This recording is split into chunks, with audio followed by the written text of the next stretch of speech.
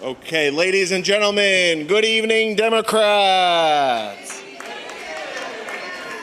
Good evening, Democrats. Okay, pretty good, but there's still people coming in from the cool air section. Let's try it again.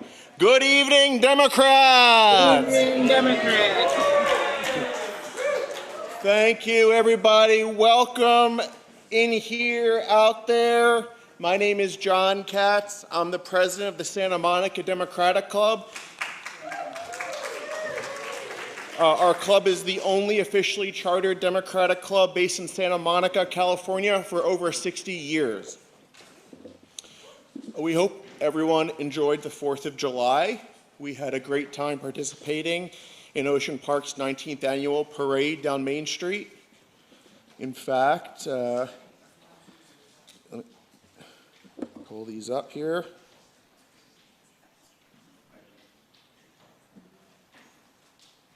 Let's see. You can see our pictures. There's the group. We had a great time walking down. And not to embarrass our membership VP, but President Lincoln was also present. And we also have, wait, can I pull up yeah, check this out now.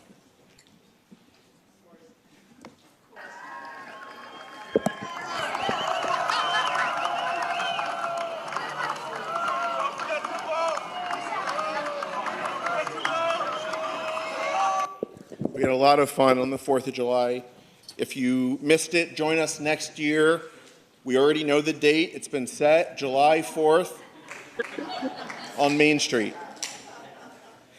We're in the middle of endorsement season. We've done our questionnaires. We've done our interviews. Next week, Wednesday, July 15th, the big event. We'll have a final word from all 24 of our candidates. Then we'll vote on endorsements by Zoom. While we vote, we'll have 2 presentations for the members. First up, we'll have a group called Better Neighbors LA, an organization working on updating our short-term vacation rental ordinance to protect tenants. And we'll also hear from Hap Henry, the chair of the Westside Democratic Headquarters. He'll be joining us to talk about how Santa Monica Democratic Club members can get involved with our big midterm effort to flip the House and flip the Senate this year. So we will also, in light of that, approve as a club our expenditure to donate some of the money we've raised over the years to the Westside Democratic Headquarters so that we can do that effort. We'll talk more about it next week.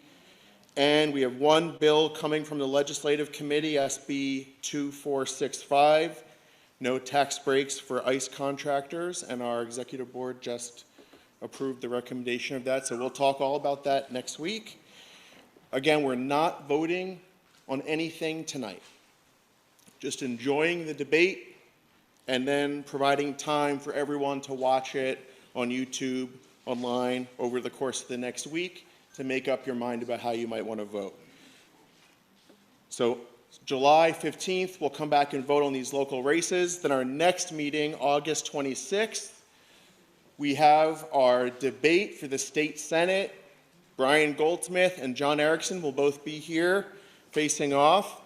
And then after that, the state just announced the 14 ballot measures that are running statewide this year. So we'll be getting presentations on all 14 ballot measures, pro and con, and also the local ballot measures, which are literally still being written and drafted and have to pass the council first. So that's coming up at the end of August for all of our final endorsements for the election. And we'll vote on all of that stuff at the end of that meeting. Last week, if you missed it, we had our debates right here on the stage for the school board, the college board, and the rent control board. If you missed them, they're on YouTube. Check them out. You can learn more about all the candidates that are on your ballot. Tonight, we have 10 candidates seeking the club's endorsement for city council. Over 2 months ago, At the very beginning of May, we first shared a call to all potential candidates in Santa Monica. We made sure that our members were spreading the word about any candidates who were interested in running. We heard from people that we had never met before. A huge variety of candidates from across the community, and all of those who submitted a written questionnaire by the deadline and then sat for an interview with our board are now joining us tonight and will be up for endorsement next week. Let's welcome the candidates to the stage right now.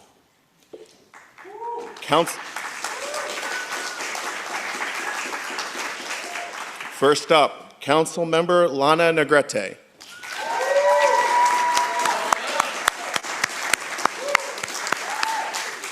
Rent Control Board Chair Danny Ivanov.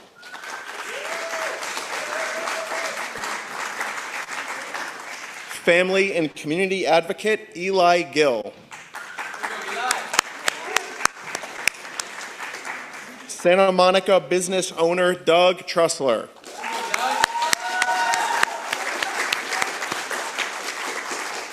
Santa Monica Mayor and Consumer Protection Attorney Carolyn Torosis.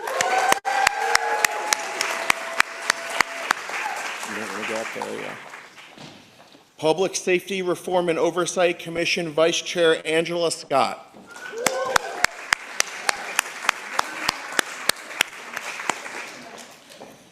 Measure GS Resident Oversight Commissioner Wade Kelley. Human Services Commission Chair Brett Morrow. Rent Control Board Member Ericka Lesley. And Sustainability, Environmental Justice, and the Environment Commissioner Ashley Oelsen. Let's give them all a hand, ladies and gentlemen, before we even start. And we also want to take a moment before we start, before everyone sits down, if you could all stand up and get a group photo. We want to give a shout out to Jay Patton, who's been taking these great pictures for the club this year. And so get a quick pic.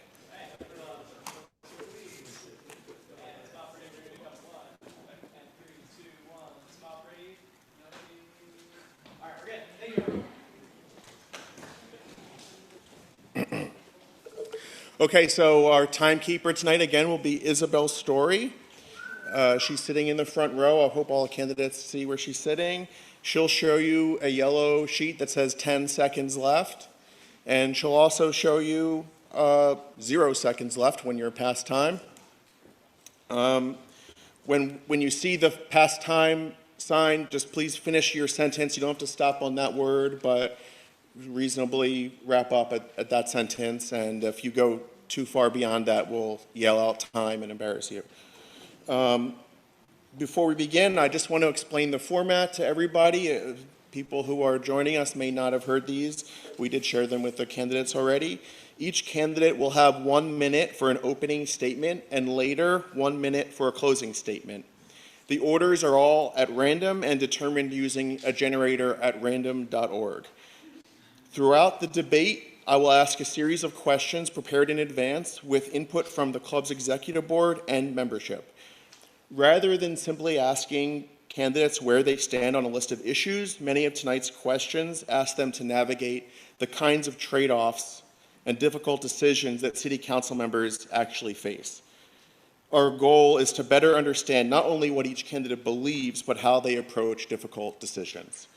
For each question, 4 candidates will be selected at random to give 1 minute responses. Across the course of the evening, that will be worked out so that every candidate receives approximately equal opportunities for the 1 minute responses. After those first 4 initial answers, we open it up to all the candidates who wish to respond to a specific point made by another candidate. As time permits, I'll recognize candidates for a 30-second rebuttal. Priority will be generally given to candidates who have spoken less during the evening. Rebuttals should address something that another candidate has said, not simply restating your own position or expressing agreement. If a candidate directly references another candidate in their answer, that candidate gets 30 seconds to respond as well. Near the end of the debate, we'll have a brief lightning round featuring short questions with quick responses from every candidate. Finally, I'd ask everyone in the audience to please be respectful of all 10 candidates and fellow club members. No booing, no shouting out, jazz hands applause. We want to hear from the candidates tonight, not the audience. So thank you all for being here, and let's begin.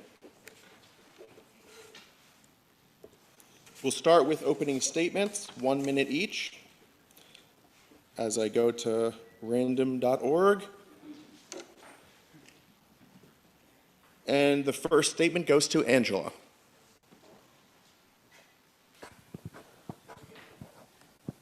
Testing.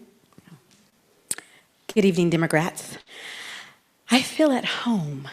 You know, most of my lived experience, I've either been the first or the only, including being the only and first Black female assembly delegate for this district. Wow. Santa Monica is at an inflection point, though, and we need real lived experiences and leadership to reimagine our economy, our safety, and our community.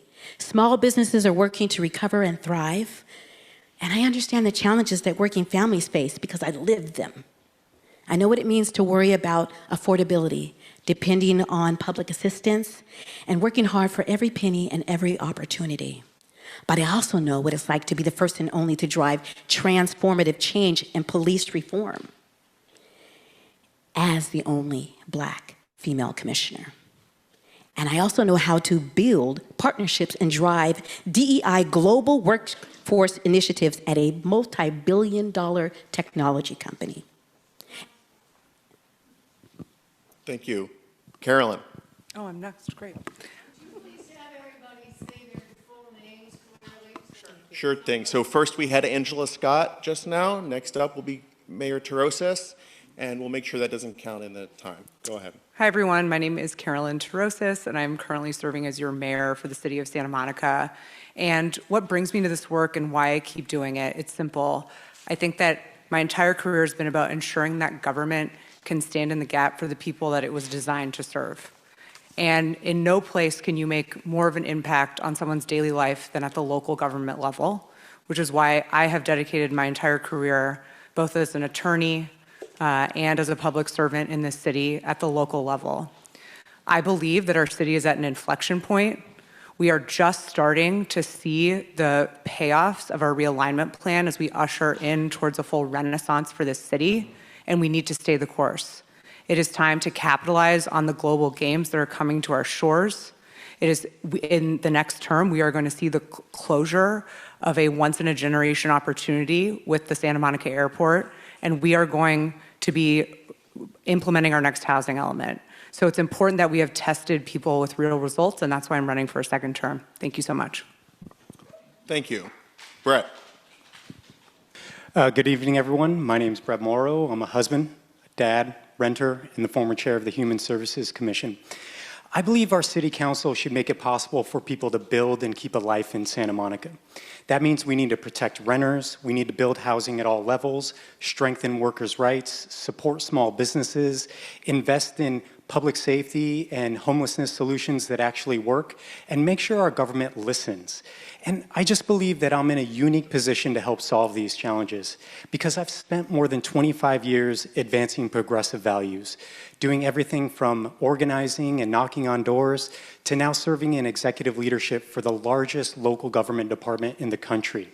I've worked at the intersection of policy, community engagement, and government operations, turning ideas into results. And at the end of the day, solving problems in government is very different than solving them in the private sector. So we need leaders that who understand that and that are able to bring people together and get things done. And that's the experience I'll bring to City Council, and I'm honored to have your support. Thank you. Thank you. Danny. Good evening. My name is Danny Ivanov. I have served on our rent control board for the last 4 years, of which I'm now the chair.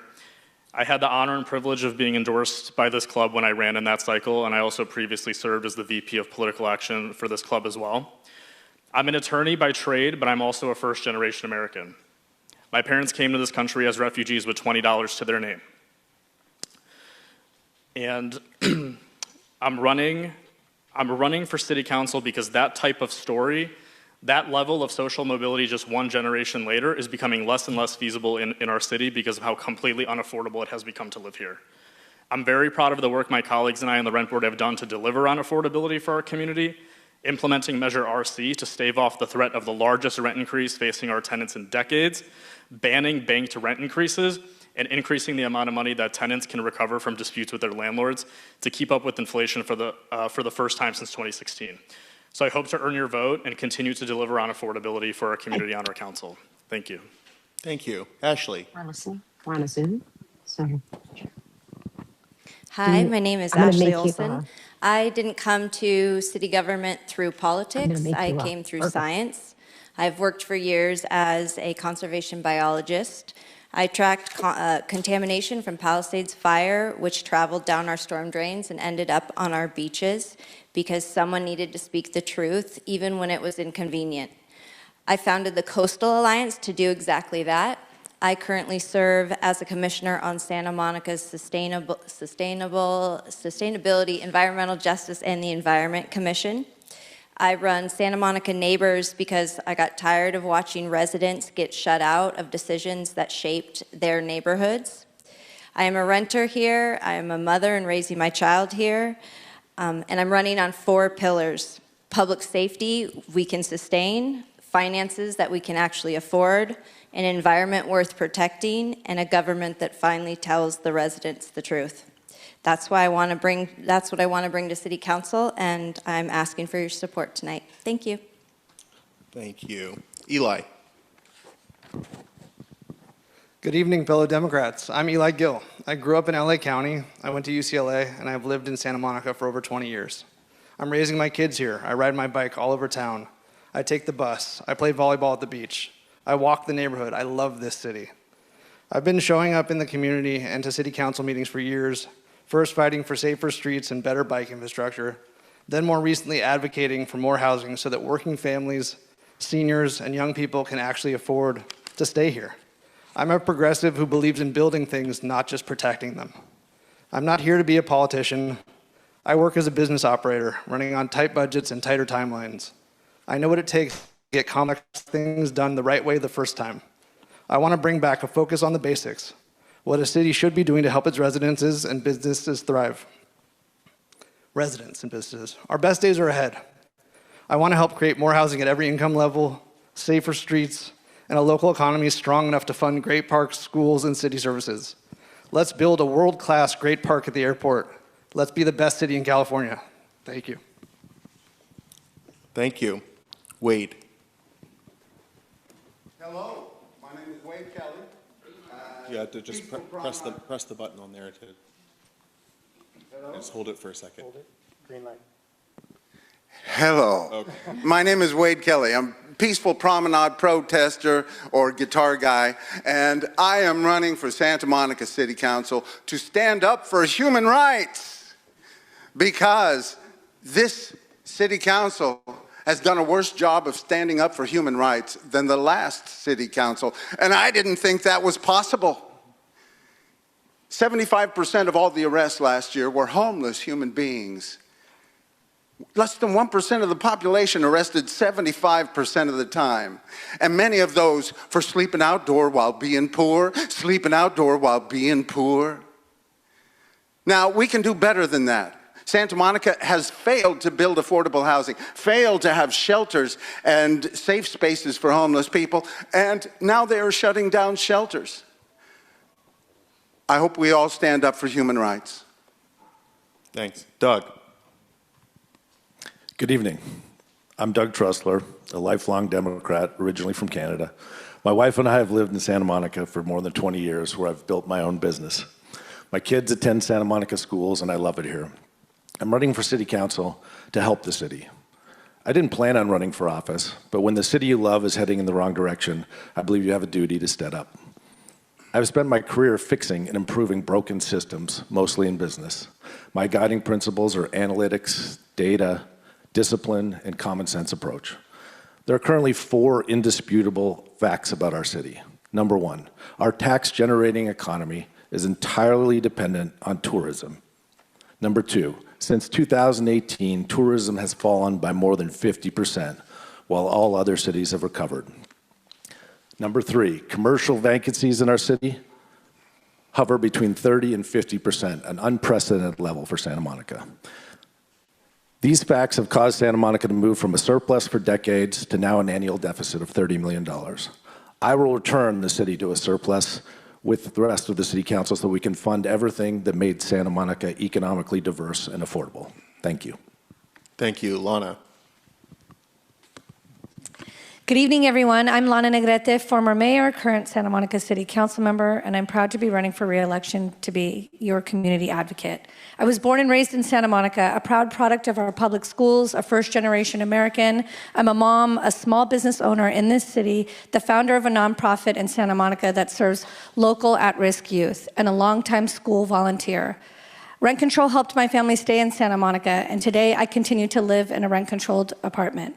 I'm running because I love Santa Monica and believe we can continue to move our city forward by continuing to improve public safety, addressing homelessness with compassion and accountability, supporting our local businesses, protecting our environment, and ensuring our government is transparent and fiscally responsible. I believe in listening, bringing people together, and making thoughtful decisions based on what's best for our community. It has been an honor to serve you, and I would be grateful and honored to have your support tonight. Thank you. Thank you. And finally, Ericka. I get two mics, okay. Good evening, everyone. My name is Ericka Lesley, and I am running for city council because I believe that when everyone has the opportunity to be successful and our community can come together to thrive, it is a good community, and Santa Monica does much better when everyone is included in these decisions that are coming before us. I am a mother. I am a lifelong advocate. I am currently your commissioner on the Rent Control Board, and I also am a parent of children that have gone through Santa Monica School District. I have one more to go, and I think I'm through. I understand the difficulties that families face. As a survivor of domestic violence and homelessness, I want to make sure that I make decisions that are community-centered so that we can all learn what we need to do for our city, and I'd be glad to earn your vote. Thank you. Thank you. Let's move to the first question. Residents often hear two very different stories about Santa Monica. One is that the city has made substantial progress with tourism, foot traffic, business activity, and investment rebounding after several difficult years. The other is that this recovery is more appearance than reality.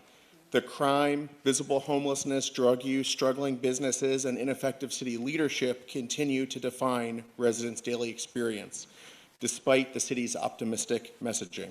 Which assessment is closer to your own, and what evidence most informs your view?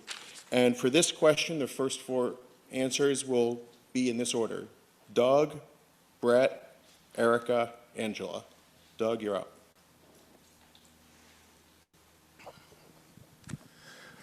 Thank you. I guess I lean towards the situation where our city is still struggling. Over the last 3 years, the economic activity in our city has declined by 20%. That's unparalleled, and not even Rust Belt cities experience that in their worst periods. I think we have to make substantial improvements to what's going on with crime and homelessness, in order to attract businesses, residents, tourists, workers, everybody back to our city. We have a lot of work to do, and we have to start now. While our city is damaged, I firmly believe it's fixable. We're so fortunate to have such a great location that we can rely upon. I think as we look to the future, we have to think about surplus rather than deficit.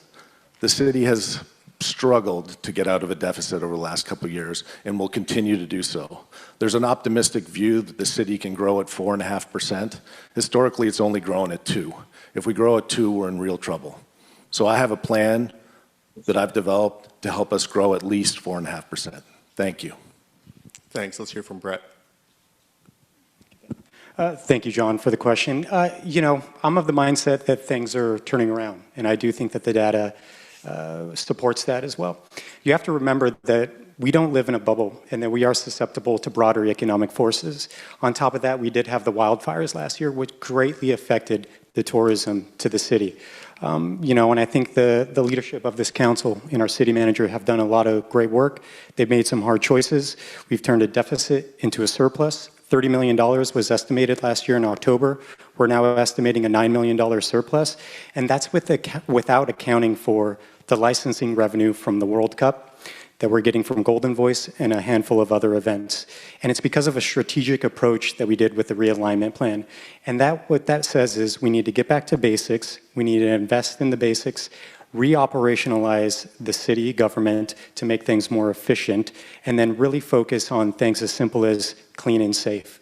I can just tell you a quick anecdote. I went to the promenade a couple of weeks ago, and the parking structure stairwell was incredibly clean. It was spick and span. That might seem like a small thing, but things like that matter, and that is going to create energy, activity to our city, and it's going to grow our economy. Thank you. Thanks. Let's hear from Ericka. Thank you. So you say there's two conflicting views. It depends on who you talk to. We have 7 different neighborhood groups, and each one has a different perspective. We look out around our city. Some see homelessness as far as mental health issues, and others see a thriving city as far as the downtown corridor. When you see the entertainment zone, and you see FIFA and different other things that the city has done under the current leadership.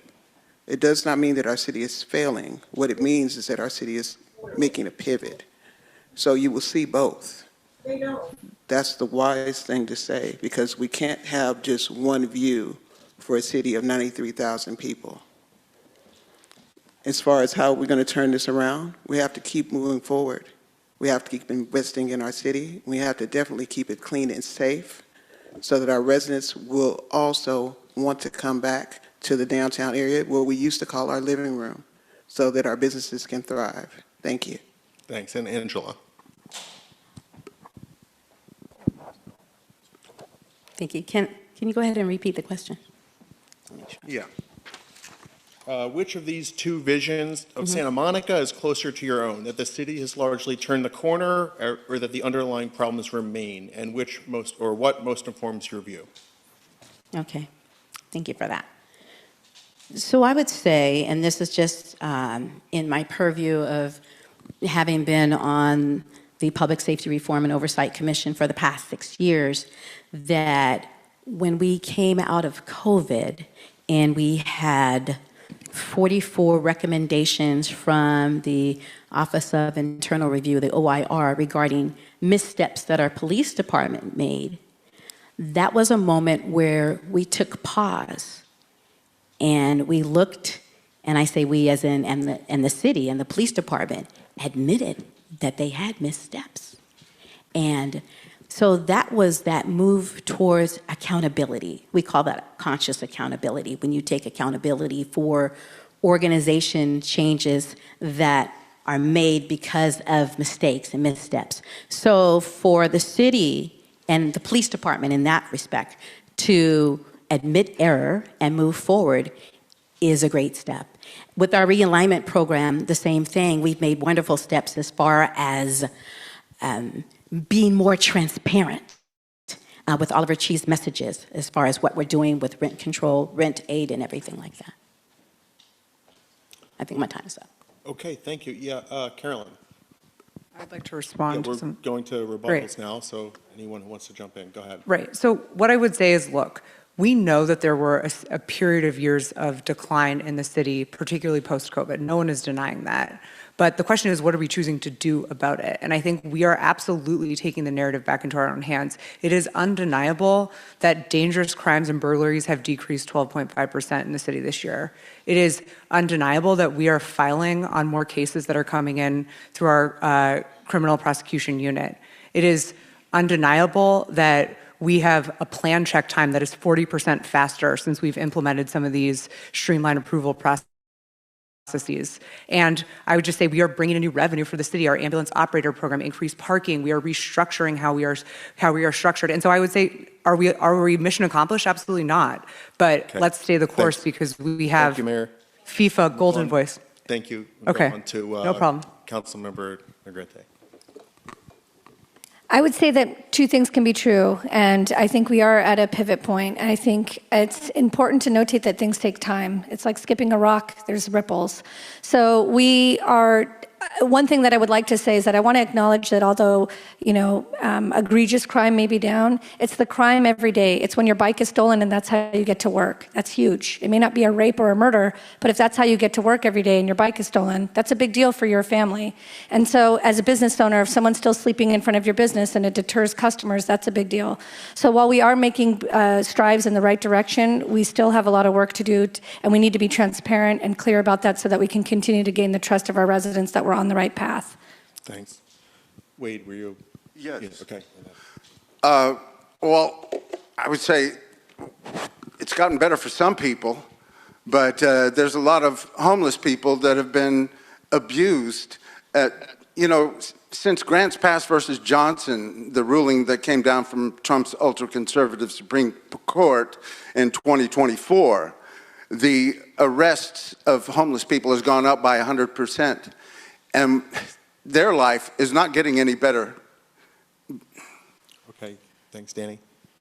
Look, I think we've made some great progress. I think there were some good steps in the realignment plan, adding a police substation downtown. But I live downtown. I walk the promenade almost every day. The promenade has vacant storefronts up and down the promenade. Our mall, Santa Monica Place, that's supposed to be the anchor tenant that brings people to the promenade, is sitting at like an 80% vacancy rate. The same thing is going on at our commercial boulevards like Wilshire. So yes, we've made some steps, but we need to be laser focused on economic development and attracting business investment to our city. Thanks. Ashley, then I'll go. I think with FIFA and the different events that we have in town, things feel really hopeful at the moment, but these are temporary events and they weren't long sustaining. I kind of echo what Danny says, that we need to have long-term permanent businesses move into our city to really see the activity grow. I also feel like we're working off numbers and data when it comes to arrests or unhoused or things of that aren't fully the full scope of the issues we're dealing with. And until we get accurate data of what we actually are dealing with, then we won't be able to solve many of the problems. Thanks. Eli, go ahead. Yeah, I would say that, yes, dangerous crime and burglaries are down, but what you see with your eyes is public disorder is still prevalent throughout the city. I have an office downtown. I walk and ride my bike everywhere in the city, and it's all over the place. So I'd say that we've done some good steps, but we need to do a lot more, and we probably need to really focus on public order and safety. Okay, thank you. Anyone else? Or yeah, Doug. And then, yeah. I think it's really important for all of us to just agree on certain facts. And one of the facts that's really important about the city is that it's running a deficit. There is no surplus right now. The use of the reserves shouldn't count. It doesn't count in the private sector. It shouldn't count in the public sector. So actually the city's running at $30 or $35 million a year deficit. And that's why I'm worried. Thanks. Anyone else? Okay, well, we'll get to that. Did you want to say something, Angela? Or? Yeah. Okay. And I just wanted to give some numbers real quick with respect to public safety. We, in our commissioner meeting yesterday, received our use of force report, which, by the way, based on us doing public oversight, we have annual reports every year on everything that the police is doing from an accountability, transparency perspective. And so what I will say is the use of force numbers went down from 2024 to 2025. Out of 124,847, there was only 175 use of force files, and this is internal affairs and everything. So it's down 0.14%. Thank you. Okay, well, let's move on to the next question. Santa Monica has declared a state of fiscal distress. As the city confronts projected budget deficits and difficult financial realities, the next city council will have to make tough decisions about spending priorities. If the city cannot fund every priority, what is one area of spending you would protect above all else, and one area where you believe the city could reduce its funding? And for this question, we'll start with Ashley, Eli, Carolyn, Danny. Ashley, you're up first. One area to repeat it again? One area that you would protect if there was an extreme crisis and you had to protect, what would be your top priority to protect, and one area that you would be able to see reductions from? Ooh, that's a tough one. I would definitely protect the funding for our police department, because right now I believe that a lot of the improvements that we're seeing has a lot to do with some of the enforcement that we see on the streets, which has been up and increased lately. I think that considering our homeless and crime issue is keeping the business community from wanting to do business here, that it's imperative that our streets feel safe for both the residents and for the business community. One area that I think I would be willing to cut is, I think there's some pet projects that council members have moved forward, and I think that sometimes if it's not in the best interest of the residents, that we need to reflect and look at maybe timing, and if this is the right time. I don't want to pick on anything specific if it's council member initiatives, but I would definitely say that some of the priorities that are our personal pet projects should be some of the first things that go. Thank you. Eli. This is a great question. Yeah, I think that, first of all, ideally, we can grow our revenue and grow our tax base, and that's really job number one. So in terms of things that I wouldn't cut, it's the things that add revenue to the city. This is things like plan check, permitting, things like that. This is the first thing that you need to protect, is the ability to bring in more business, bring in tourism, things like that. In terms of what I would cut, just being pragmatic, you've got long-term studies that we're doing, big initiatives that are, nice to have, aspirational things. Those are the first things that have to go. But obviously, my goal would never to be in that situation and, continue to grow the city and not come from a lack perspective. Sure. Carolyn. Yeah. So in terms of our spending priorities, I appreciate the question. I do just want to give a little bit of clarity as to why we declared a state of fiscal distress. As most of you know, anything that we do in the coastal zone requires coastal commission approval. We chose, because of our financial situation, that we needed to increase parking rates. If you look at our parking rate, much below market standard for other coastal cities. And so in order to really show the urgency to our external stakeholders, we declared that state of fiscal distress tactically. In terms of what I wouldn't cut, I would not cut any money from Measure GS. The council tried that previously, and we are now left holding the bag, having to repay that money that we do not have. That is not a place that we can cut. I am so proud that we live in an economically diverse city, and it is important for me that we are protecting our renters. In terms of areas that we could cut, I think that you all saw that this was the first year that we've actually dedicated over $100 million to our capital improvement program since COVID, because we did not have that money. So if I had to scale it back, proactive capital improvement projects would probably be the first to pause. Thank you. And Danny.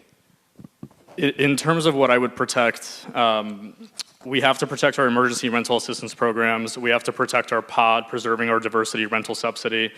We have to replenish our housing trust fund whenever we can, because even if we have to tighten our belts, I'm never, ever, ever, ever, ever going to do it at the expense of our most vulnerable in our community.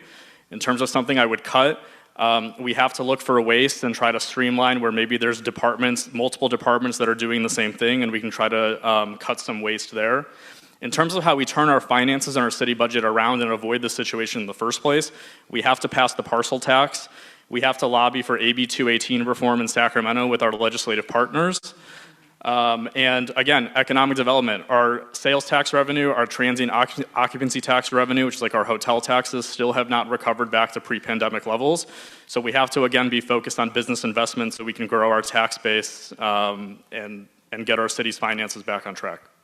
Thank you. Rebuttals. Anyone want to weigh in here? Wade.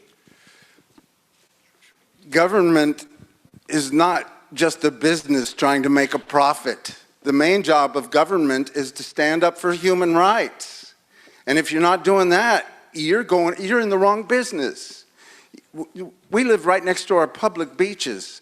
We need to make our beaches more accessible to all of the public. We have a 3rd Street promenade that we need to make sure is more accessible to the public. We need to stand up for human rights. Thanks. Angela, and then Doc. I also believe that we need to preserve Measure GS, and because that goes back to our schools. If you have strong schools, you have strong neighborhoods, right? And a lot of people move to Santa Monica just to attend the schools here. So we have to ensure that with the funding that goes through Measure GS, and which also goes, of course, into rental assistance and homelessness as well, that is sustainable, and at the same time, ensure that we do pass that parcel tax. Because here we are continuing to fall into this debt, and we have to continue a way to preserve our schools and not let them be destroyed. Thank you. Doug. Yeah, I'm going to agree with Angela. I mean, one of the biggest attractive aspects about Santa Monica is the schools. It's one of the reasons why families come here. It's something we absolutely need to protect. On the expense side, having done thousands of budgets, I would just look to try and keep it net neutral. I think if we can just suppress the growth in our expense side every year, it'll save us a ton of money and allow us a better shot at running surpluses. Thanks, Brett. Yeah, I have to agree with what Danny said. You know, when I think about politics and government, I'm always going to be people-focused and community-focused.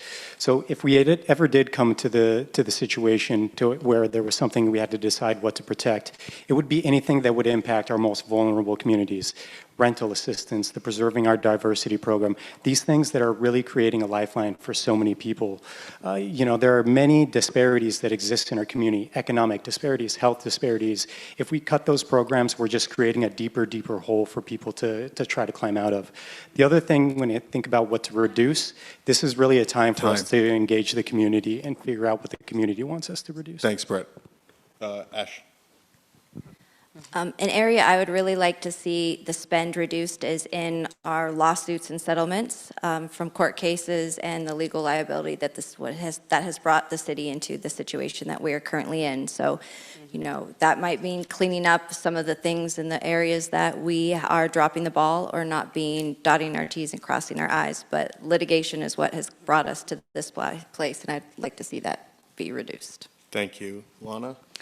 I was just going to say that I would definitely protect clean and safe, which means not just our police officers, but when we talk about public safety, it's also our firefighters. Our APU program helps those that are the most vulnerable on our streets. And as somebody who lives in an apartment without gates that frequently runs into folks who are stealing in my carport, my kids can't even go into the laundromat without potentially running into someone. I think that we protect our most vulnerable parts of our community by making sure we continue to invest in clean and safe, and that includes businesses and different corridors. And as far as things that I would cut, pet projects like capping the freeway and matching funds. Okay, thanks. Ericka. Okay. I have to agree with my fellow commissioner here as far as protecting our renters and our affordable housing stock and Measure GS. But I'd also like to add that we need to protect code enforcement. We're losing millions of dollars just from Airbnb alone. We need to do better enforcement with Airbnb to make sure that we can generate funds and revenue. We also to make sure that we have faster permitting process for our businesses. Now that's my time. Thank you. Okay. We'll give Carolyn the last word.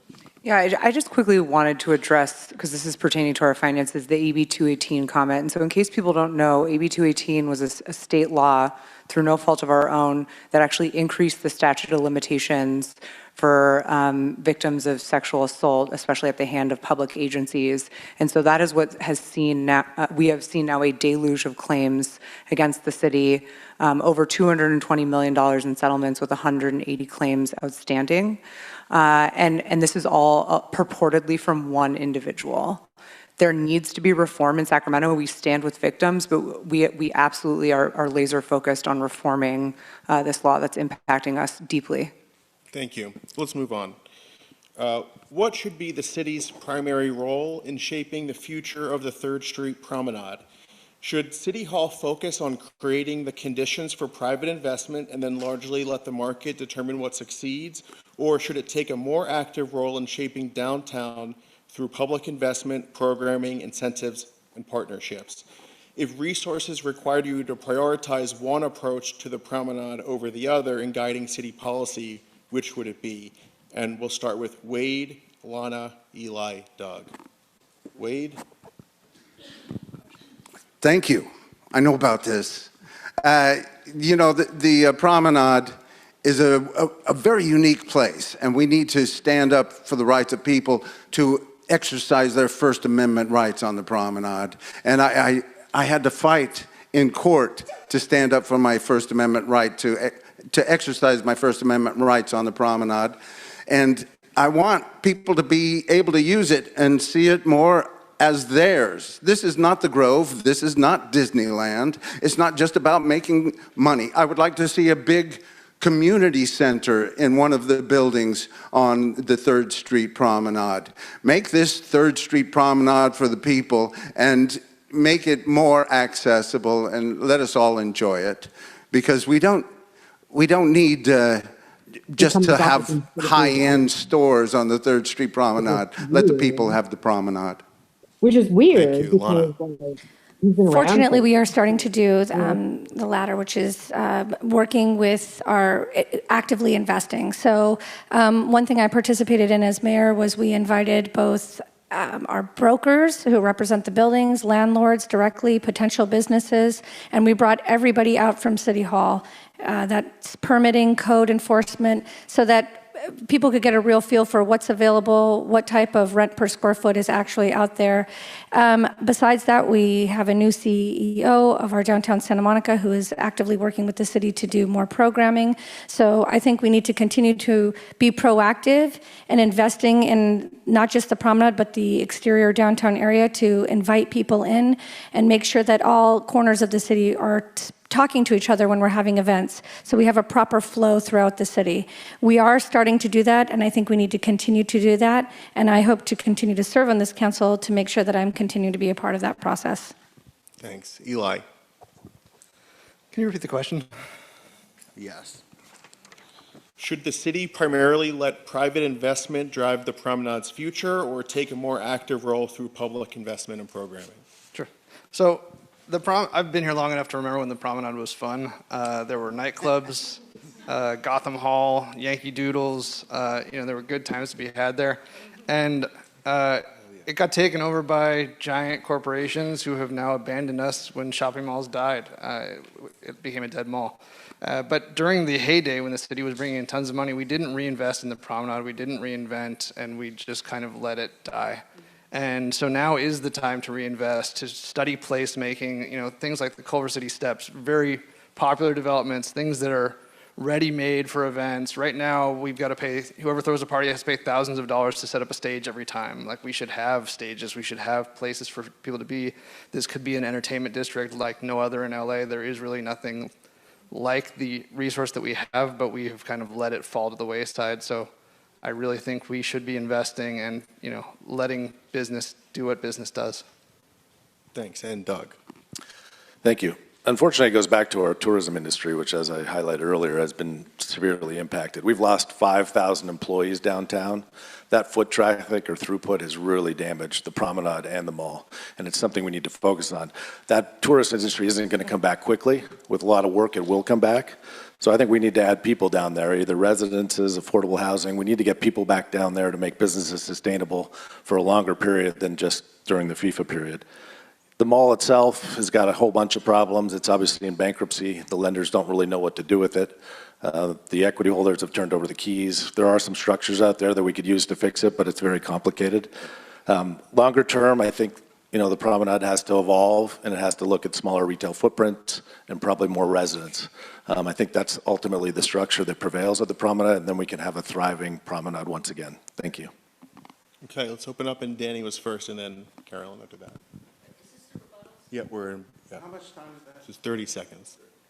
So this definitely needs to be a public-private partnership, right? And I think there's a lot of steps we can take here. I would love to see more outdoor dining on the promenade. That was one of the only good things that came out of COVID, right? We have incredible talent at SMC. Let's partner with our fine arts programs to host concerts and music events, activation events like Jazz Fest, like the World Cup we saw recently. And nobody, by the way, has talked about housing yet. Housing and economic development are interconnected. If you get more housing, if you get more people into the downtown core by our promenade, you're naturally going to generate more foot traffic to then patronize our businesses as well. Thank you. Carolyn? Okay. Yeah, no question, we have to take an active role. I think we've already started to do that, but the communication with the businesses downtown is a little bit balkanized between DTSM, the chamber, and the city, and I think we need to do a better job. But what I would say is that we need to treat the promenade like a downtown living room. There has to be paseos coming directly from Ocean Avenue all the way up through the downtown. And so we've talked with several business owners about, do we potentially purchase one of those structures, knock it down, create a town square, so you're activating the space. And like Mr. Trussler said, the floor plates are way too big. We are not attracting the types of uses, which is why we started a tenant improvement fund, which is going to be rolling out here to incentivize those uses. Thank you. Brett? Yeah, I mean, to be honest, I think it's a little bit of a false choice. I think it needs to be both. Because I really believe, I mean, not to get a little philosophical about the question about how government should operate, we have to do two things at once. We have to make it possible for free enterprise and corporations to be able to exist in our communities to generate that economic output. And we have to be able to address the issues that happen that we need to address immediately in the day-to-day. But then the role of government is to take on those long-term infrastructure projects that can last and benefit the community for decades on end, because that's a little bit harder for a lot of businesses to address that. So it needs to be both. Thanks. Angela?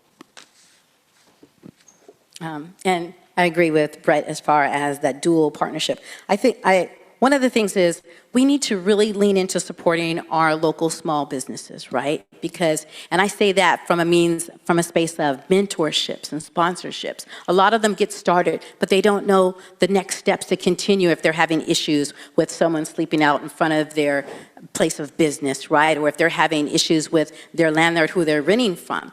So they need the resources. They need to know how to do that. And then also, we need to lean more into our tech spaces that are here and do crossover events and bring that into those spaces where you have the creator events, gaming spaces, everything like that, that really starts to reimagine what Santa Monica looks like and ask this new generation what they want to see. Thanks. Anyone else want to jump in? Ericka? During my tenure on the Downtown Santa Monica Board, we leaned in a lot on private-public partnerships, including bringing in the Santa Monica College and the high school, because this is not something, just one solution to solve this. We have to bring in everybody. So when you bring in the high schools, you bring in the parents. When you bring in the college, you bring in the world. And that's what type of partnerships we need for downtown Santa Monica to revitalize the whole district. Thank you. Thanks, Ericka. Yeah, Weed. I agree. We need to have more affordable housing downtown, and we have to understand that these business owners are not the friends of the people here in Santa Monica sometimes.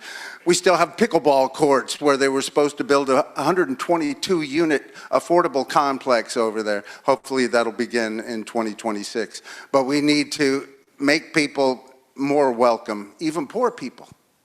Thanks. Okay, yeah, we'll give Ashley the last word. I think we need to make it a little easier for businesses to do business and want to be here. When I speak to whether it's landlords at the promenade, I think they've been villainized in a lot of ways, and the threat of an occupancy tax has been concerning. But I hear everything from that Santa Monica is making it difficult to do business to they don't see the value of doing business in our city. And so we need to make Santa Monica cool again. It's just not. We need to find a way to bring it back. Okay, thanks. In recent years, Santa Monica has both co-sponsored and opposed various state housing legislation, reflecting an ongoing debate over local control versus state-driven housing policy. Looking ahead, with additional state measures on housing production and zoning likely to come next term, should the city's approach be to fully embrace and accelerate state requirements, to actively negotiate and shape their local implementation, or to resist where they conflict with local planning priorities? And for this one, we'll hear from Angela, Wade, Carolyn, Lana. Angela, you're up.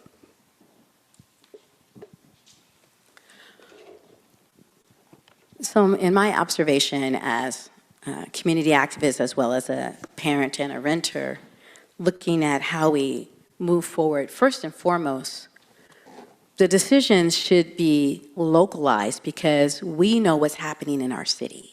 And we know the needs that we have versus what is at the coastal. The higher up, that is a guide, but we need to be able to put our voice on where we find and where we can contribute and build our housing. So we do have an opportunity to resist and go in that fashion while we create our own plan. But it goes back to community engagement. Everyone needs to have a voice in what's going on in their neighborhood because we operate so often as reactionary instead of proactive. And that's where we need to move into, is to bring more voices into what affordable housing looks like in each of our neighborhoods. And that's the path forward. Thank you. Wade? We need to build more affordable housing. The housing elements of 2022, Santa Monica has built about 2% of what they proposed to build in the housing elements of 2022. We need to make sure that we are integrating our society. We talk about we're for different races and we want everybody to be together. You have to build affordable housing. If you push out all the poor people, you push out a lot of people of color. And that makes for segregation. And that's why Santa Monica is so mostly white, okay, about 70% white. In 1970, the population of Santa Monica was around 88,000. Today, it's just over 90,000. While the rest of California grew by 20 million people, Santa Monica has grown by just over 2,000 people. And we need to build affordable housing. Get behind the Great Park and Community Housing Initiative or something like that. Thank you. Thank you. Carolyn? Can you repeat the question again, by the way? Should Santa Monica generally embrace, negotiate, or resist future state housing mandates? Great, thank you.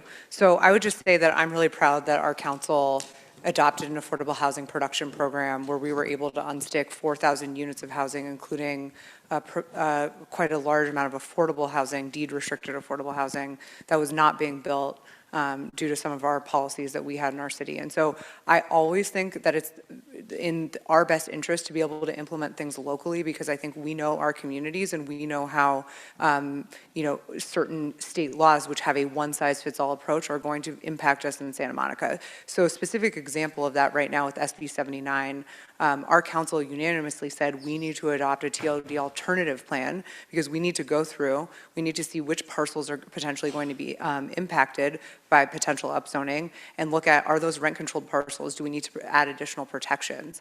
And so yes, we can produce more housing. We need to produce more housing. We also need to preserve the existing housing stock that we have in our communities and prevent people from falling into, rent burden in the first place. Thank you. And Lana?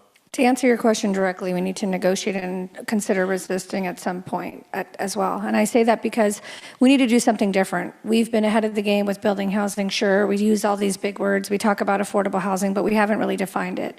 What is affordable housing? Affordable for who is what I ask. Because right now we're building these brand new units without looking at infrastructure where only 10% is affordable for a short list of people. I talk to people who have waited 5, 7, and 10 years to get into one of these units, and I've talked to people who grew up here, spent their whole life in the Pico neighborhood, now live in a city 20 miles away because they never got in on the list. So my question is, let's be the first to actually ask the state, ask the government to really define who are we building what for and what impact does it have on the residents here. And to the point that there was 88,000 residents and now there's only 90, my question is, what is the income level of those residents today? Because I think we would find that there are more people making much higher incomes than there were when I was just a little kid running around Santa Monica. Thank you. Brett, you were first then. I'll just say right off the bat, I think we need to build housing at all levels. We need to build affordable housing. We need to build market rate housing. And I'm particularly interested in finding ways that we can build family size housing on top of that. And to the question as well, is like, do we resist or do we work with them and shape? It honestly depends on the legislation and whether or not it works for Santa Monica. And what we really need to do is engage with the community, engage with the public to see what they think in the pieces of these legislation. To me, that was our big problem with AB 1740. We need to have clear public guidelines for when city staff or when the city council is going to support a piece of legislation. So we should need to be able to have the community ask questions, give their feedback, and let their voice be heard. At the end of the day, because that's what's most important, and you have to earn that trust as well. Thanks. Eli? Yeah, Lana brought up a great point. Because the population of California has doubled and we haven't built any housing, there's twice as many people competing for the same amount. So supply and demand says the rich guy with the most money gets the house. And that's what we're experiencing in Santa Monica and all of California. That's why these laws are being passed. We need to get out of developers' way. We need to stop treating development like a sin, and we need to build housing for the next generation. This city isn't for the last generation, it's for the next generation. That's why I'm running. Thanks. Ashley? I would just like to say that there was tons of public input about SB 79. There was a poll that was done where 80% of the residents opposed it, and yet our city sent a letter in support saying that our city supported SB 79. Secondly, when we're talking about upzoning single-family neighborhoods, all that does is produce more expensive housing. So I think the question is, what is our end goal? Is our end goal to make affordable housing, or is our end goal to just make more housing? Because there's two different things. Yeah, Lana. And then we'll go. I would just like to briefly say that the supply and demand model, I don't believe works in places like Santa Monica. There's something called the coast, and it's just much more expensive to live here. So that theory may work in a grocery store and other places, and housing is much less expensive to build other places. So we can keep saying supply and demand, but when you drive by the Vons and you look at the rent tag at $11,900 to $29,000 for a corner unit, and when the affordable units are starting at just under $3,000, I ask myself, again, does that model really work? Thanks. I'm going to go to Eli first and come back to you, Wade. Eli, go ahead. So my grandmother had an opportunity to buy land in Santa Monica for about $10,000, and she opted not to because it would make her hair frizz. So the coast isn't for everybody. But my point is, supply and demand does work here. It works everywhere, and if we don't build housing, what's going to happen? Exactly what has happened in the last 40 years. Rents are going to keep doubling. They've more than doubled in the time I've lived here, and they'll just keep going. If your option is just don't build anything, the only people that will be here will be very rich people living in very rundown buildings. Okay, thanks. Wade, go ahead. I just wanted to say that Santa Monica has built a lot of luxury housing. They built almost 200% of what they planned in the housing elements of 2022. But it's the affordable housing, the poor people's housing that has not been built, and whatever it takes, whether it's the state or the city to get it done, we need to be open to all of those. Thank you. Okay, let's move on to the next question. Santa Monica voters adopted Measure GS in 2022 to fund affordable housing, homelessness prevention, and schools through a real estate transfer tax on high-value property sales. Looking at the first few years, do you believe Measure GS is working as intended? And if so, what should be the city's top priority in allocating those funds? And if you believe it is not working or should be amended, what specific changes would you support and why? And for this one, we'll hear from Ericka, Brett, Ashley, and Danny. Ericka, you're up first. First of all, I do believe in Measure GS. I believe that it is very successful. If it wasn't successful, they wouldn't be able to take the funds to pay for the Euler case. The amendments that I would make would be to make it a little bit more restrictive so it cannot be utilized for anything else than what it was intended to be used for. We need those funds to go for the POD program. We need to go to what I would prioritize would be the POD program in the schools, especially right now in this environment. Thank you. Okay, thanks. Brett? Yeah, I'm also not in favor of amending GS, and I was proud, to support it.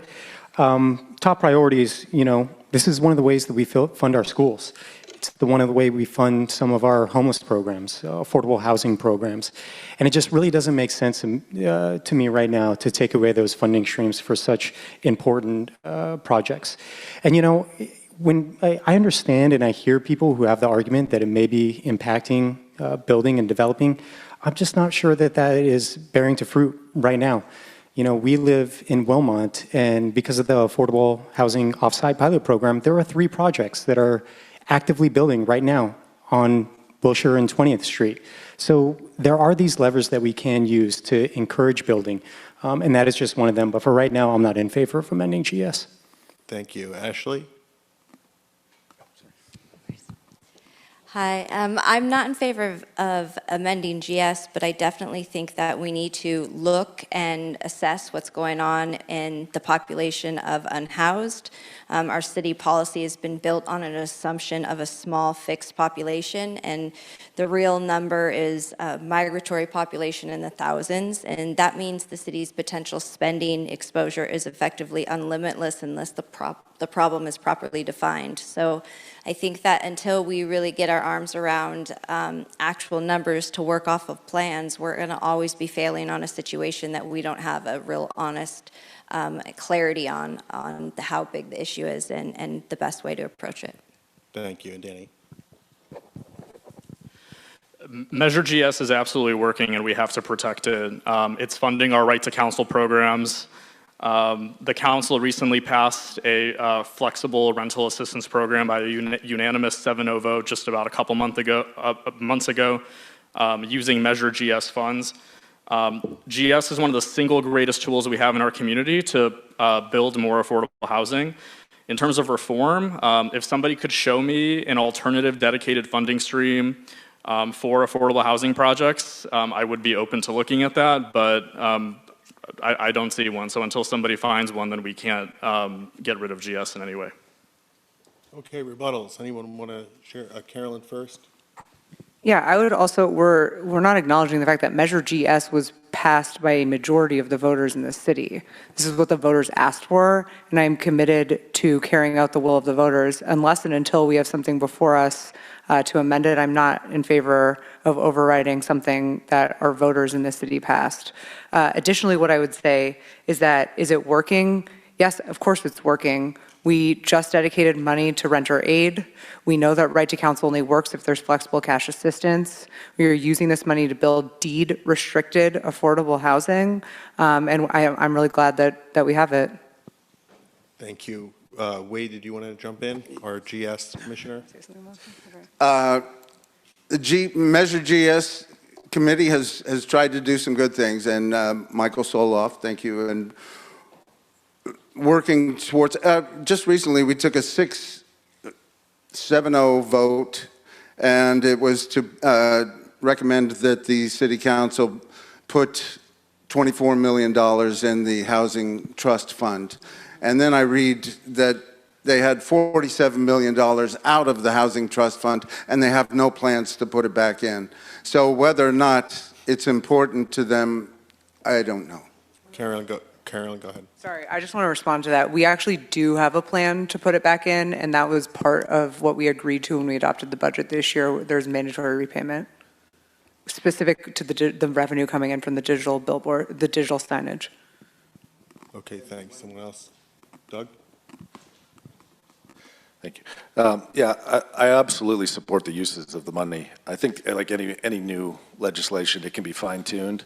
I think there's some unintended consequences with this. Obviously, the mall is a problem. I think the Boys and Girls Club probably isn't too excited about paying Measure GS. And then obviously, as we look at housing, it's so important. Everybody wants more of it. If it's causing a reduction in our housing production, we always got to be having a closer look at it. Okay, anybody else? Angela? Again, and I think I said this earlier, that number one, yes, we definitely need to support Measure GS. And like Carolyn, I don't think right now that we even have the metrics to show that we should make amendments, because there's so many benefits that are happening right now with Measure GS, especially when you think about the money that we most desperately need for our schools. And between Measure GS and hopefully the partial tax that everybody passes, we will be able to continue to fund the schools in that way. And then, like they said, the rental aid and the right to counsel, we didn't have that, and now we do. And so these are the benefits that affect community as a whole, community well-being, education, housing, opportunities. Okay, Eli? There's a lot being said up here right now about affordability. And although Measure GS does fund a lot of great programs that I think we absolutely need to do, 93% of the tax is coming on the sale of multifamily units. So that means every apartment is paying extra money. Everyone who lives in one of those new apartments is paying extra money to fund those programs. And so if you're really concerned about affordability and affordable apartments coming in for everybody, not just deed restricted, that needs to be looked at some point. Okay, thank you. I think we'll move on to the next question. On to Eli's point, though. This year, City Council launched an affordability agenda focused on housing, wages, tenant protections, childcare, and reducing everyday costs for residents. Do you believe the city is focused on the right affordability priorities? If not, what is the single most important change you would make to better help working families and middle-class residents afford to live in Santa Monica? We'll hear from Ericka, then Wade, Carolyn, Ashley. Okay, we are being specialists in long questions. Repeat that one more time. Absolutely. Is the city's affordability agenda focused on the right priorities? And if not, what is the single biggest change you'd make? You also said it was childcare. I was referencing some of the elements that are in the council's affordability agenda. Okay, thank you. Yeah. So I think that our number one biggest expense is housing. We have to focus on affordable housing. And after that is food. I see many of our neighbors like outside the city shopping for groceries because they can't afford anywhere else. The average of every item that is bought in our city, we are taxed upwards to $1 to $2 per item. You add all that up, then include tariffs. I think we need to focus on low-income grocery stores, like Grocery Outlet. We need to focus on having community gardens so that people can afford to eat. We need to feed our residents along with keeping their rents low as possible. Thank you. Thank you. Wade. Yes, housing is the number one thing, affordable housing. You know, so few of the people that work in Santa Monica can afford to live in Santa Monica. Only about 1% of the first responders that work in Santa Monica live in Santa Monica, and that's terrible, and it's bad for democracy, too. If only the business owners and homeowners are part of your democracy, that doesn't make for a good democracy. So you need to keep building affordable housing, getting the people involved in their community, and we need to look at, of course, the park, the Great Park and Community Housing Initiative when the airport comes around. But also, we need our leaders to stop spending money on punishing people instead of building affordable housing. They have this Samo Bridge program that they spend money on. They spend more money on cleaning up people's feces than making sure that people have services like 24-hour secure restrooms. They want to punish people instead of building affordable housing. Okay, thanks, Carolyn. Yeah, well, I believe the best affordability policy is one that provides a paycheck that covers cost of living here. And so I'm really proud that this city has consistently stood up for its workers. And it's really important to me that we continue to do so because we can build our economy, but not on the backs of workers. We can't have a true realignment or renaissance for the city if people can't afford to live here. So that's why we established the affordability agenda, looking at a public grocery store.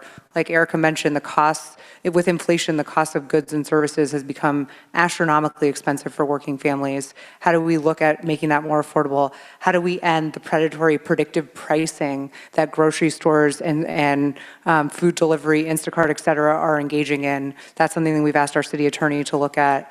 How do we end the exorbitant cost of childcare? That's another thing that our city continues to focus on, and I think we need to be even more focused on because people can't go to work if they can't afford to pay for care for their children. I think we are focused on the right things. I think we need to expedite what we're doing.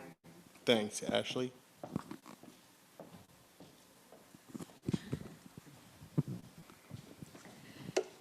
We keep talking about affordability and then simultaneously proposing higher taxes and additional taxes increase the financial burden on our residents. So I just want to point that out. Secondly, I think when it comes to looking at affordability, I'd love to see our city focus on a pathway to home ownership. Study after study has talked about how the generational wealth is grown by property and ownership of a home. So I would like to see a focus where we're not just getting people stuck into a renting forever situation, but honestly offering a pathway to home ownership. And then lastly, I'd say, when is the last time a developer was looking to have the supply and demand, have rents go down? I mean, that is something that I think is an economic misnomer when we're looking at the situation. And that we need to look at developers that are there to make money, and it's a business, so we need to look at it through that critical lens. Thank you.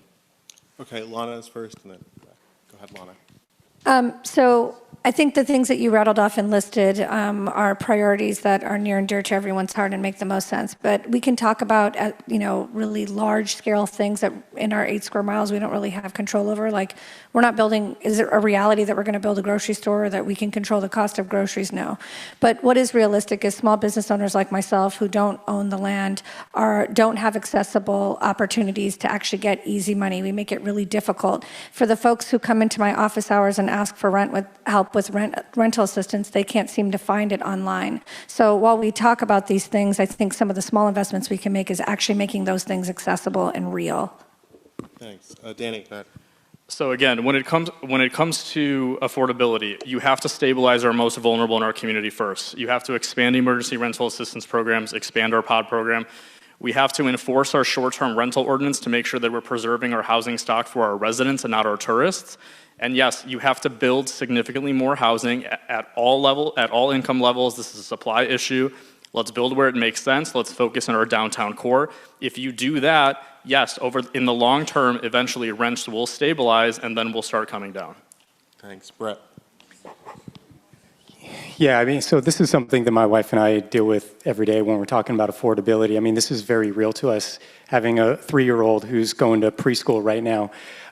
We pay more in rent and childcare many times over than my father pays on his mortgage. When I told him how much, his eyes completely glazed over because it's just astronomical.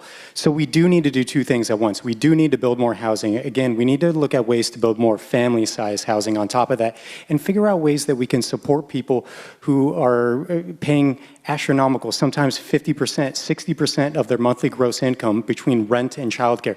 That's the missing middle. That's the people that we want here for the long term, too. Thank you. Eli, and then we'll come back. Go ahead, Eli.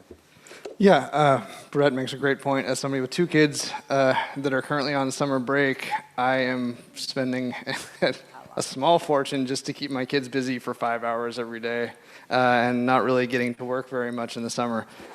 We could do a lot more for our families in Santa Monica. Right now, our after-school programs, you have to pay to be in them. City of LA has programs where everybody just gets them if they want them. We have chosen not to prioritize families. It's a choice that we've made, and we can make different choices. Thank you. Angela's next. Then we'll come back. Go ahead. Thank you. And also, again, as a parent of 3 young adults who still live with me because it's too expensive to live in Santa Monica, I am 10 toes down on we have to build affordable housing, right? And if you think about it too, like I'm in the grocery store today and I hear this woman who's cashing in her coins, and I think, wow, this is where we are as far as our seniors. Can they age gracefully with dignity in these apartments? We have to ensure that we're protecting them. So it's not just the old or the young and the families. Everyone is going to reach a point where they need assistance, and we should make sure that we're there. Thanks. Eli? Me? Sorry. Doug, you're up. Okay. Thanks. This is, there's a lot of great ideas up here on the stage. Affordability is super complex. What I will say is it has to start with the city having the money to fix some of these problems. So if we don't fix our economy, if we don't run surpluses, it's very tough to tackle some of these problems. I'm hoping that in the future we can get to that point and then we can start to invest like the city used to in some of the greatest programs in California. Thanks. Thank you. Wade, go ahead. You get the last word. Santa Monica has one of the largest budgets per capita of any city in Southern California. And we're not broke. We're not poor. We need to stand up for the rights of human beings. And if we need to raise taxes on the richest people, we've learned that we're in a bad business model, and we all need to get behind the Billionaire Tax Act of 2026 here in California. Okay, thank you. Santa Monica, like many cities, is responding to the crisis of public homelessness while also addressing underlying issues of housing instability and mental health. Some believe that the city's first responsibility is to restore public order in parks, sidewalks, and other shared spaces through stronger enforcement, while others believe lasting progress depends on expanding housing, treatment, and supportive services, even when those approaches are slower to produce visible results. When these priorities come into conflict, how will you decide what to prioritize? For this one, we'll hear from Danny, then Doug, Lana, Angela. Danny, you're up. Well, we have to do both, right? There's the prevention piece and there's the intervention piece in terms of addressing homelessness. I already mentioned all the programs that we have to expand to stabilize people. In addition to that, on the prevention side, you have to expand our right to counsel program. You have to scale up our diversion programs like Samo Bridge and Step Court, because you have to get to people before they get caught up in the cycle of the criminal justice system. And then there's the intervention piece. The intervention piece is we have to invest in permanent supportive housing with wraparound services, mental health treatment, substance abuse treatment, job training for those that are capable. And let's bring our regional partners together. I wish we had federal partners to work on this with. Unfortunately, we don't right now. Let's bring the county together. Let's bring the business community, the Chamber of Commerce together. Let's work on reasonable target goals that we can achieve, whether it's reducing homelessness by 10% or 15% by 2030. Let's reach these goals and let's come up with solutions that are humane and are compassionate and that we can implement that and be proud of as a city. Thank you. Doug. I agree with what Danny said. I would also add that, unfortunately for Santa Monica, we're always in the situation of having a non-proportional response. We seem to have an excess of homeless in our city. Our ratio is 10 or so to 1. Some of the other cities, Beverly Hills, much less, Manhattan Beach, much less, even Culver City, much less. And if we're going to tackle this problem, which is an extremely complex problem, again, we go back to needing the money to fix the problems. Thanks. Thank you. Lana. First, we have to be really honest with who is on our streets. Yes, there are those that are couch surfing and sleeping in cars, and we often don't see them, but they are the folks that are mentally capable to take advantage of some of the services that are very hard to reach out there. And then there are those who are 87% are not from California. They're here for a variety of reasons, and they also often have a variety of issues that stem from mental health and addiction crisis. These people need hospitals, they need medicalized care, and it is not something that Santa Monica can bear the burden of for the entire region. We have a train that ends in Santa Monica that dumps people off with nowhere to go. We have access centers, shelters, and while these things are nice, we cannot be the only city harboring a problem. We need better regional support, and we need the ability to actually get people into the care which will get them into re-entering into society. But the reality is, with the type of drugs and mental health that we're seeing on our streets, that doesn't happen with a water bottle, a granola bar, or a temporary place to take a shower. It happens with real institutionalized, medicalized care, and we haven't seen that. Thank you. And Angela. And I do agree with Lana.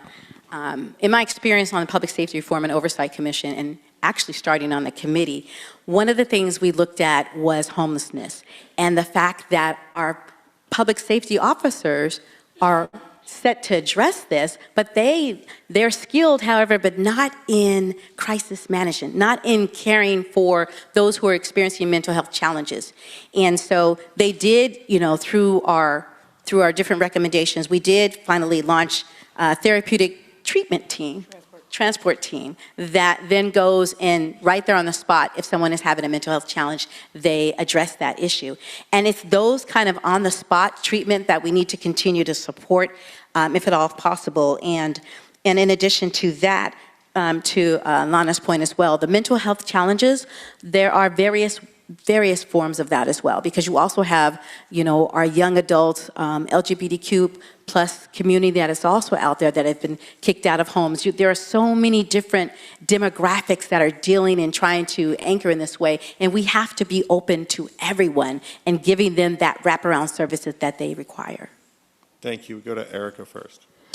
So when we talk about our public homelessness, in the downtown corridor, we started the transportation services because a lot of those people that are on the street had problems and issues trying to connect to their services. Another reason why they're out on the street so long. So with the transport ban, they would actually make sure they had their appointments, make sure they see who to connect them with those services while they're in the van. So that speeds up their response to get them off the streets. We also have the HLP team from the police department that also connects them with services for them to also, some that are out of state, go back home. Thanks. Wade, did you want to jump in? Okay. I am homeless.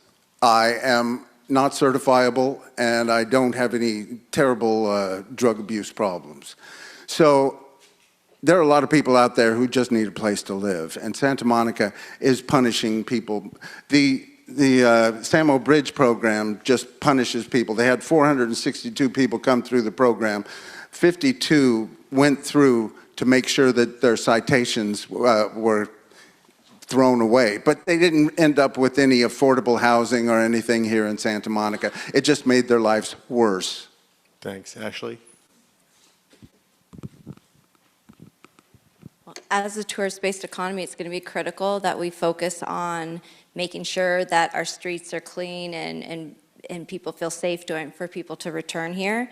But I also want to say that we can't address a problem until we actually know the full scope of it. And through a public records request that shows 6,000 annual flow through of the homeless population, it's not a static homeless population. It's a transient homeless population of a certain population we're talking to. And secondly, to Wade's point, we do give priority to housing for people who are mentally ill, homeless, and suffering from drug abuse. So people who are homeless and sober get deprioritized over people who are not.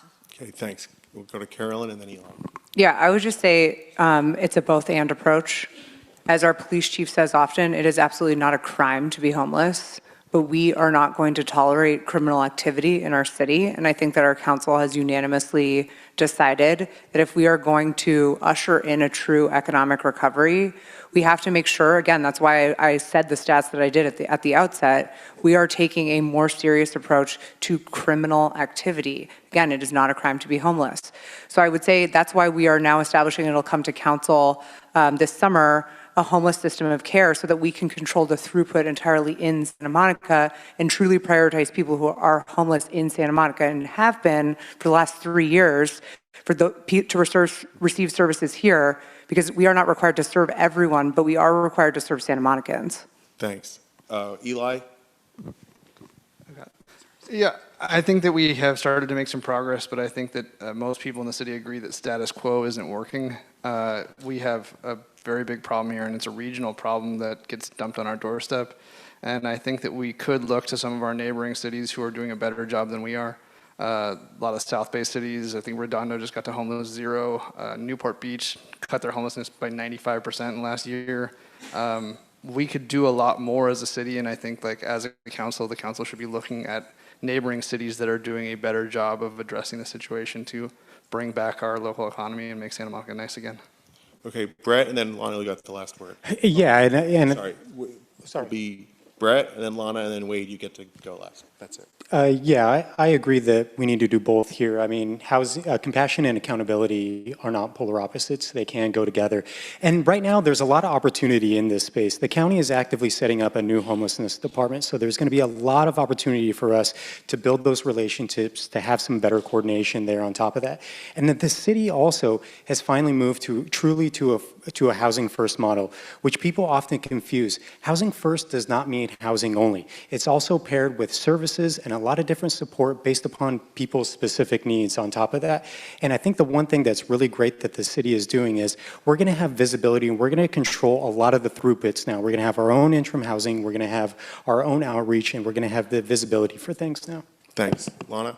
I just want to point out that it's not compassionate to let people be on the streets. It's not compassionate to actually give them services that work. And the reality is we have to say out loud that the quality of county and state and other funded services is just not there. It's not getting people better. It's because many of these people need medicalized care. And for the folks that don't need it, you're absolutely right. They are deprioritized in a lot of ways. It's a cumbersome process to get people into housing. But I will just say that if the help is outside of the city of Santa Monica, which is why some of these other cities have low homeless numbers, because it's all happening here, then that's what we should be focused on. It's not about shipping people out. The bottom line should be getting people the help they need. And whether it's here or 10 miles from here or 30 miles from here, that's what should matter.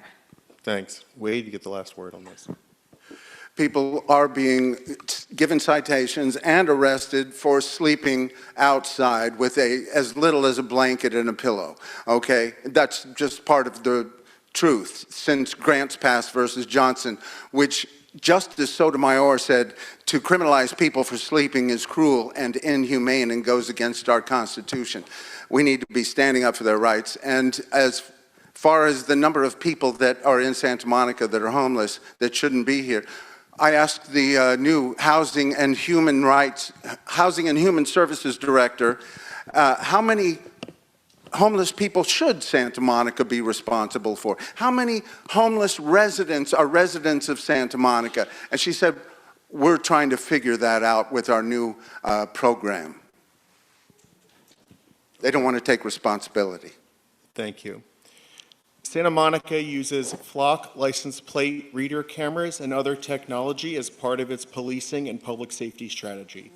Supporters argue these tools improve the ability of law enforcement to solve and deter crime, while civil liberties advocates have raised concerns about surveillance, data use, and the expansion of police power without sufficient oversight. When evaluating tools like these, how would you balance public safety needs with concerns about police accountability and civil liberties? And we'll hear from Brett, then Eli, Doug, and Wade. Brett?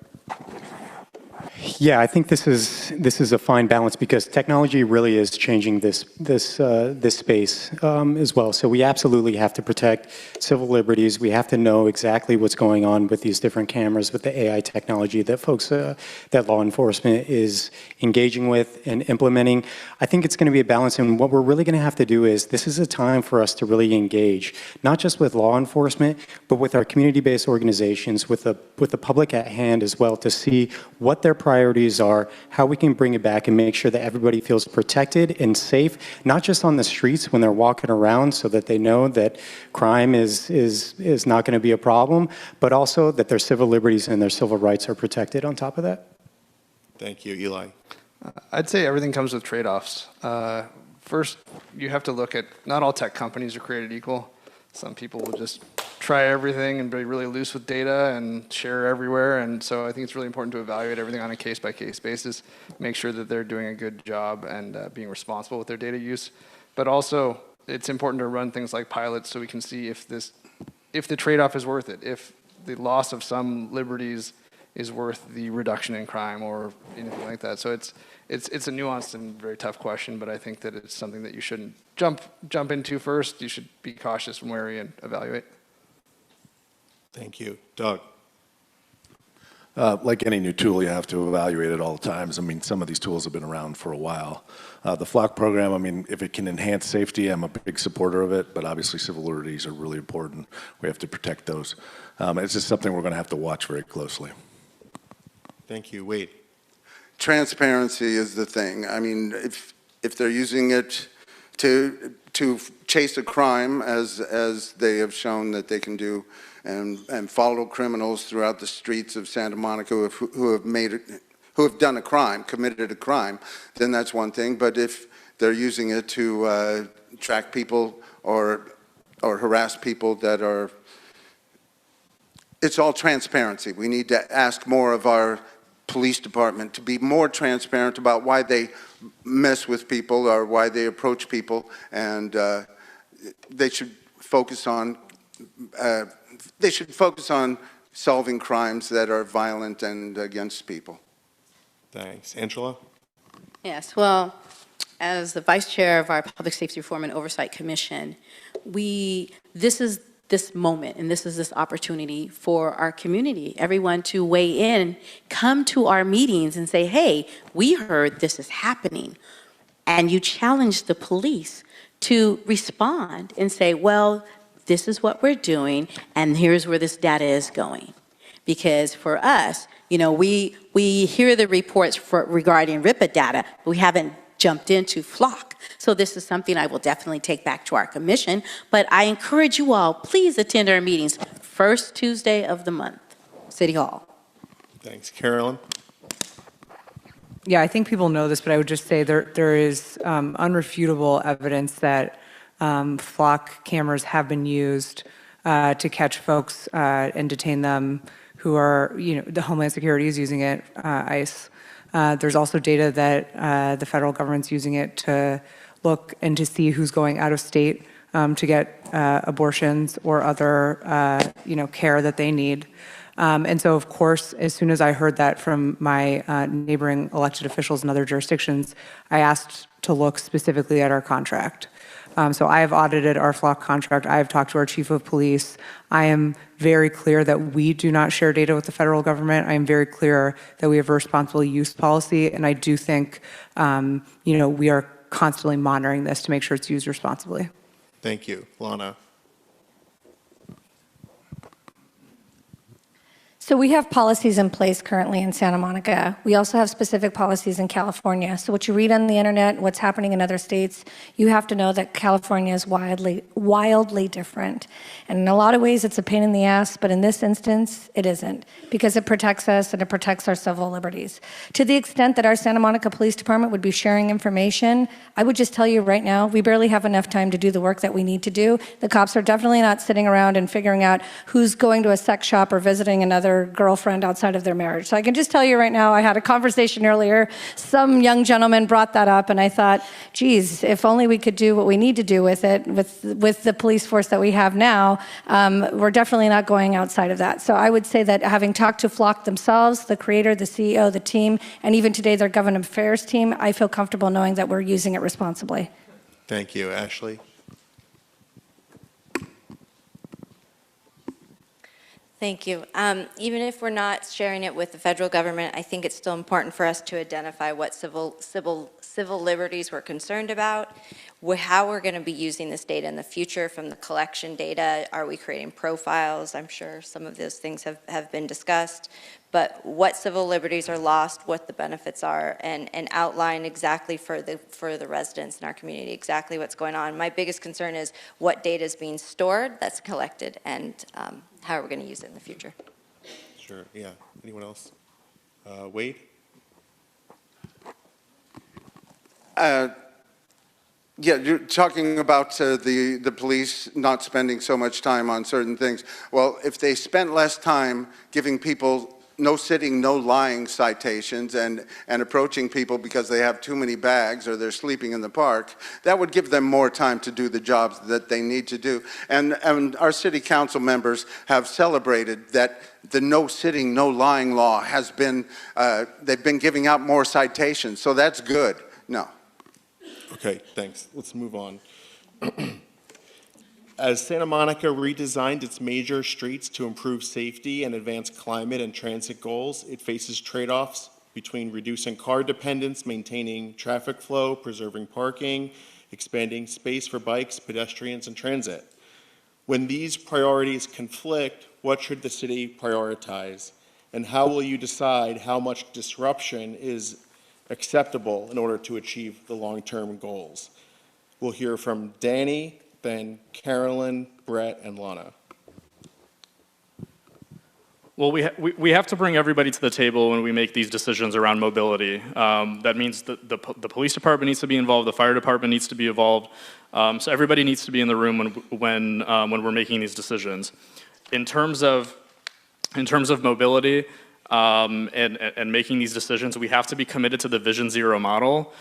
Some of these things are simple capital improvements, like crosswalk and signage modernization, barriers, curb extensions, things like that, expanding our protected bike lane infrastructure. We've had some recent safety projects on Oelsen, on Colorado, on Broadway. I think they've been successful so far. Let's fill the gaps and extend them even further. I'm not a transportation expert by any stretch of the imagination, but the transportation experts are NACTO, the National Association of City Transportation Officials. They will always be someone that guides my decisions on these kinds of policies in terms of whether we can implement their recommendations here in Santa Monica. Thank you. Carolyn. So sorry, is the question like what's the trade-off in evaluating mobility improvements? Yeah, when the transportation priorities conflict, how would you balance the different goals the city has there? Right, so I think I've said publicly on the dais that we cannot sacrifice safety, period. So for me, safety is the North Star. That's more important to me than a car user experience. Because as I've, again, publicly said, 10 years ago, we committed ourselves to Vision Zero, zero fatalities and serious injuries on our road network, and we have not made any appreciable dent. In fact, it's increased. And so clearly what we were doing was not working. Now, I will say that I am deeply aware that many of our small businesses rely on parking, and certainly with the Broadway bike lanes, you know, I've personally convened some of these business owners around what are alternate solutions for where we can find additional parking, because we don't want to hamstring our small businesses on our commercial corridors, but at the same time, we have to prioritize safety. If we are going to reach our climate goals, people are going to need to get around in things other than a car. And I'm really proud that we have a protected bike lane infrastructure that we're building out. Thanks. Brett. So we live near 19th and Idaho, and a couple of years ago there was a cyclist who was hit by a car and was killed. And we have to remember that streets are public places on top of that, and we know what works. Road diets like we see on Broadway, concrete barriers, raised crosswalks, all of these things have been mentioned. But the funding is really limited. The City Council just passed the Santa Monica Boulevard Safety Study, and some of the more high-impact, high-injury corridor fixes are going to take years because they're reliant on grant money. And this year, Vision Zero is only being allocated $500,000. So we need more of a local, dedicated funding source. We do have Measure K, but that's also spread between about 5 or 6 different pots. So one of the things that I'm proposing is a Vision Zero implementation fund. This year, the City Council restructured our parking fees. We're generating $10 million of new revenue every single year. We should earmark some of that money specifically every single year to address some of these issues and these repairs that need to happen more quicker so people are going to be safer. Thank you. And Lana. Just to wake everybody up, I'm going to shuffle it up here and just say that as a business owner and as a mom who has to take a kid to surf practice, soccer practice, and I need a car. And yes, it's not as affordable as having a bike or convenient, but I can't get from one side of the city to another in a suit with heels on a bike. So for me, and as a business owner, my employees can't afford to live in Santa Monica, and unfortunately, they can't take 2 trains, 3 buses, and then pogo stick to work. So they do also drive a car and have to park on Broadway, which there's no parking available to get to work. So I will just say that we have to take balance. We're talking about the economy, the local economy. We got to be able to support our small businesses, our residents who are often in rent-controlled apartments, who are driving kids to and fro across the city, outside the city, et cetera, going to work outside of Santa Monica. This idea that everyone wants to live in the Truman Show and skip around, it's just not a reality for most people, especially those of us who come from different cultural backgrounds. So I think we have to be a little bit honest about where we get there. I believe in safety. Do we slow down speed? Do we add crosswalks, light ups? Yes, absolutely. I don't want anyone getting hit by a car, but let's be realistic when we talk about these road diets, and oftentimes we've seen how our fire trucks cannot even make some of these right turns on some of the ones we've done so far. Thank you, Lana. Let's hold the applause, jazz hands, and if anyone would like to reply, Angela, I saw you up, and then we'll go to Eli next. Yeah, and again, Lana made up some great points.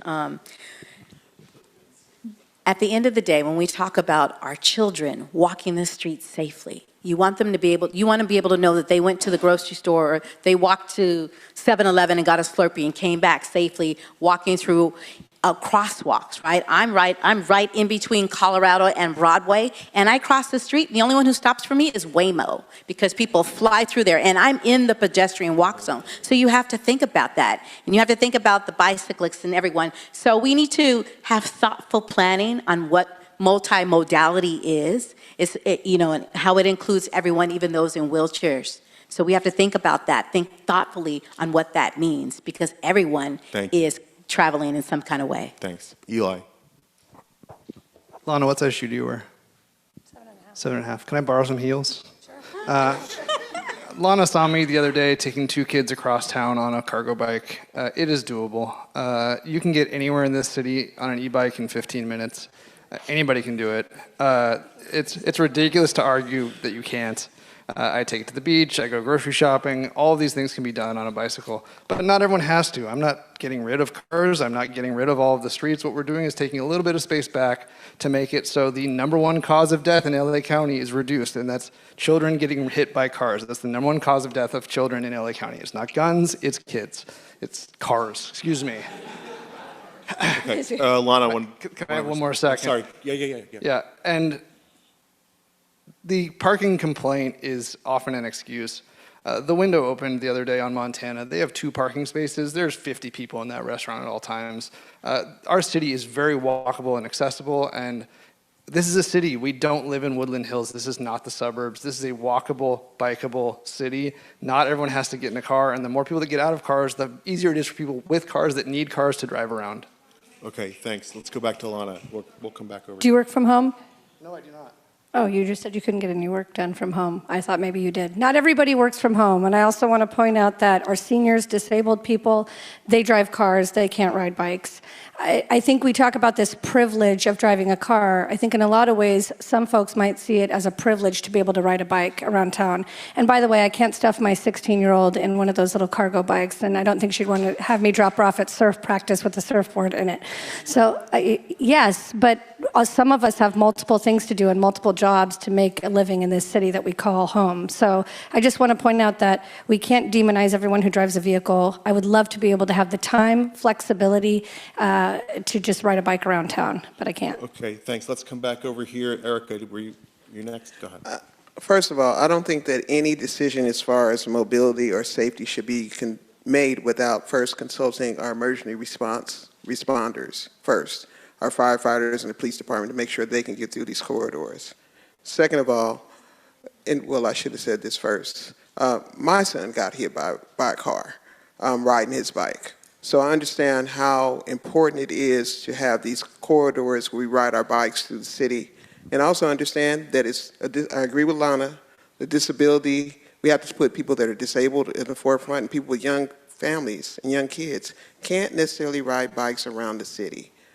Much less if you got teenagers, you can forget it. They're not going to let you drive them around a bike. Okay, thank you. Thanks. Ashley? We absolutely need bike lanes and all of those things, but I think we should also consult with the residents about the removal of parking.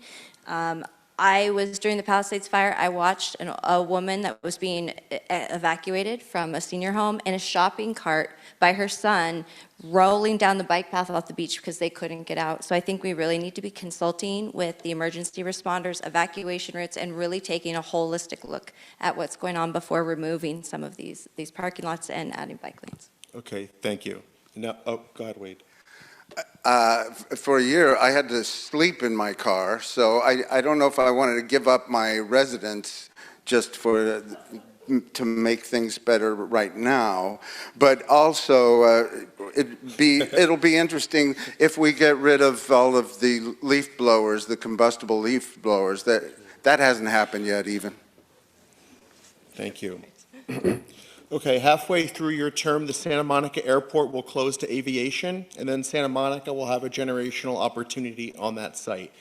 What will you do to ensure that the airport site is actually developed into a usable and accessible, great public park within a reasonable time frame? And what trade-offs, if any, should be considered to make implementation more realistic? Angela, and then Eli, Ashley, Ericka. I think first, full stop, the airport needs to close 2028. Like, that's a full stop right there. And then if you think about it, and there's a lot of data that's associated with it as far as we don't have a true park, right? Minus all of the schools that we have, right? If you take that away, what's our space, right? So I would vote for, I would support really expanding it and creating that cultural center that you want, right? Expanding, and this is environmental justice at its finest, those community gardens. Like, that is that space as our city grows more dense, if you will. Those who are in affordable housing, who don't have that luxury of a patio or the backyard, they can go out there. You know, you can do Tai Chi, you can do all the things out there. So I think that's crucial that we do that. So I am very for us moving forward with the park and creating it in that kind of space where we have a wonderful sports complex and we have an amphitheater, right? Do the things out there that they do in San Diego or they have in Irvine. Okay, thanks. Eli. Yeah, we have a once in many lifetime opportunity to take back some land that was taken by the federal government. That used to be a park. The airfield was a very small piece of it, but the rest of it was a great park, and we need to bring it back. We also don't need to build anything other than park on that land. We have plenty of other land that can be developed in this city. We have the opportunity with some open space to build an incredible park, and we should. In terms of making it happen in a reasonable timeline, I don't know what anybody feels reasonable is, but I'll put 20 years on it. I'd say that we need to really explore public-private partnerships for concert amphitheaters, revenue-generating opportunities. It's also, that park borders the city of LA on two sides, so we could work with the city of LA. We could work with the state of California. The state built the LA Historic Park in Chinatown. That's an incredible park and resource for that community. So it's about finding the best way to build it in a timely manner, but making it stay a park and nothing but a park. Thanks. Ashley. Yeah, I agree with almost everything that Eli said. I think that we need to focus on keeping it a park, only a park. I'm concerned about the money that it's going to cost and how long the time frame is going to be. So public-private partnerships, I know that we could activate a lot of the space with different sports teams and weddings and different things. So we need to identify the most revenue-generating streams of money so that it can be a park as quickly as possible. My fear is that closing the airport in 2028, if we don't have a good plan and a solid way to fund it, that we'll have development opportunities will start to creep in, and once that happens, I think it's going to be hard to stop it. Okay, thank you. And Ericka. I think that we all can agree that, first of all, we need to close the airport. Let's start out there. As far as the timeline goes, we got to take our time to make sure that we get the funds, the additional funding that we need. We've got good funding as a seed starter, and we need to advance it forward. At the same time, I would love to see some great sports programs for after school and for our teams, basketball, baseball, all the different sports that we play outside, and maybe even a little pickleball court out there for people to play pickleball. But we have to make sure that we do this right, because this is a once-in-a-lifetime chance to build out this park. Thank you, Brett. We're doing rebuttals now. Brett, go ahead. Yeah, I'll agree with a lot of what folks have been saying, but let me just say unapologetically, I want a great park, and I want a great park only. It's going to be beneficial for families as they need the recreational space. It's good for public health. It's going to be good for the environment on top of that. I hear a lot of the funding concerns, but I think there are a lot of different things that we can do here. We can look at different grants. We can do and look for philanthropic dollars. We can also do phased construction, like Ashley said, where we can activate the park, drive dollars to it so we can partially fund it. And I just want to say, I hear people's concerns, but we need to think generationally at times as well. Nobody's going to sit here and say that that Central Park in New York City wasn't worth it. Our great park will be worth it as well. Thanks. Danny. So I agree that the immediate task before us is we have to close the airport per the terms of Measure LC by December 31st, 2028. There's going to be efforts by the aviation industry to either delay closure or stop closure. So let's do the task that's in front of us first. In terms of what comes after that, I agree with Eli. The timeline here is very uncertain. This could be years away. Nobody's talked about the environmental remediation aspect yet that needs to be done with that land. We don't know how long that's going to take or what those studies might show. Park proposals, revenue generating proposals could be part of the equation in the future, but we're not there yet. Let's not box ourselves into any litmus tests now. Okay, Wade. If Santa Monica doesn't build some affordable housing on that 192 acres of land, they are showing that they are just the greediest. They don't care about any affordable housing. And that's the truth. We got to face it. This is a once-in-a-lifetime opportunity to build a nice little community of people and make housing available for them. And if we believe the climate scientists, we're going to have more people living next to our Pacific Ocean because the environment's going to be better for them. And let's think of the environment for the homeless people as well. Carolyn. I'm sorry. I'll get you next. Go ahead. Yeah, so I am 100% committed to a great park on day one and also one day for the future generation of this city. So that means that I want to see on day one, and we have talked with experts from around the country, and in fact, around the world, this is absolutely doable. We need to ensure that there is an enhanced infrastructure financing district or a climate resilience district set up ASAP so that we can start generating revenue into the district. We need a conservancy, and we are looking at ways from passive park space to very active uses, anything park adjacent where people can come. This is going to be an asset for the entire region, and I believe an economic driver. Thanks. Lana? I was just going to say that we're past the vision board stage where we asked everybody what shape pond they wanted and how many flowers they wanted planted where. And so what I'm happy about is this weekend I'll be spending time talking exactly about a TIF, a no new tax infrastructure program that will not only help build but sustain the park. So we can say a lot of like fluffy nice words up here and talk about the future, but the reality is like let's start parking it now. Even before it closes, what open space can we use now to create community space? At 71% renters, most of us don't have a backyard. I know mine's cement. So great park and excited to start looking at how we park it now. Okay, thanks. Doug? Just one last thought. I mean, obviously, I'm a big youth sports advocate. One of the things that will attract families back to Santa Monica, particularly young families, will be a world-class sports facility there for youth. I think that's really important. As we're out there talking to businesses and trying to get them to come back to Santa Monica, we need tools to talk about, and that'll be a big one for us. Thanks. A really quick show of hands. Is there anyone here who could be open to continued aviation use after 2028? Okay, thank you. Santa Monica has long been known as a national leader on progressive values. At a time when the Trump administration is expanding authoritarian federal power in ways that threaten our civil rights, immigrants, LGBTQ plus communities, environmental protections, and democratic norms, many residents look to our local governments to serve as a first line of defense for their communities. As a city council member, what concrete actions would you champion over the next 2 years to protect Santa Monica residents and uphold those values? We'll go to Danny, and then Doug, Carolyn, and Brett. Well, we don't know what's coming down the pipeline from this hellscape of a federal administration on any given day, so we need to be ready to respond on a moment's notice.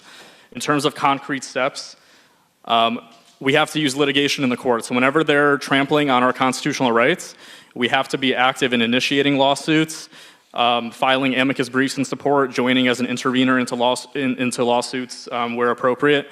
The second piece is legislation. We have to work with our partners in Sacramento on bills with our state senator and our state assembly member to respond to the federal attacks where appropriate, and then protest, right? We've had several No Kings protests over the last year. They've been a really great show of force. We've had great turnout. The federal government needs to see that we're not going to put up with these unconstitutional violations that they're doing on a daily basis. Thanks. Doug?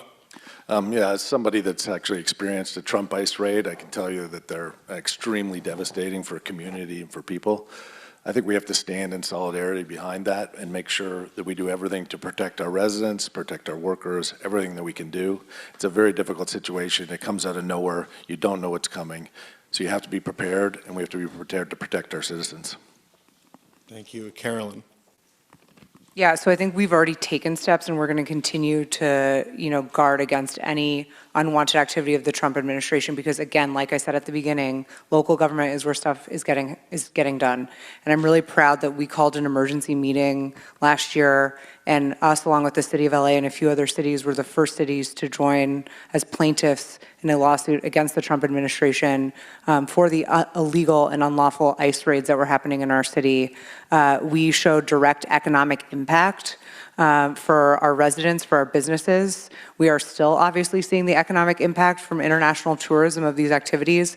And so really making sure that we are using, as Danny said, our litigation power. We've talked with our city attorney about creating an affirmative litigation unit so that we can be even more proactive, looking at ways, again, to not only protect our immigrant community, protect our LGBTQ plus community. We are a sanctuary space. We are a space that provides gender affirming care. We are a space that provides access to abortion and other reproductive health needs. And we are going to continue to do that. We're going to continue to make sure that it's safe for people who are going to get the care that they need. Thank you. And Brett.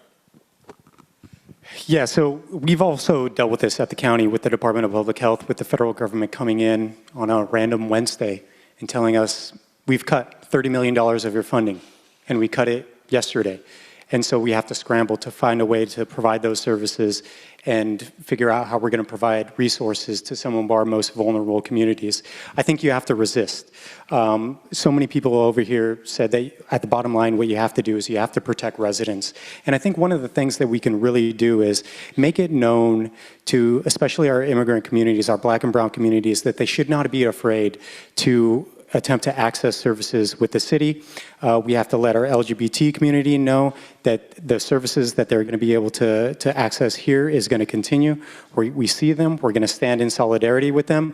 Part of this, what we have to do is we have to rely on our community-based organizations. You have the LGBT Center in West Hollywood. You have FLU here in Santa Monica that are really ingrained in these communities. You have to rely on them as trusted messengers at the same time.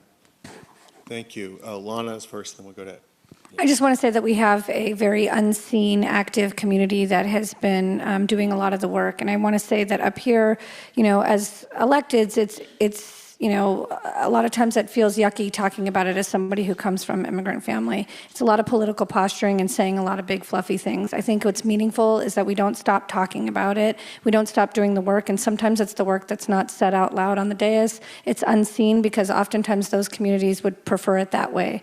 I think people are trying to get their immigration papers. I think they're struggling and they're fearful, not just when these big things are happening, but all throughout the year. So it's not just about a protest and making a sign. It's about being there for those community members all year long, even when the noise isn't loud.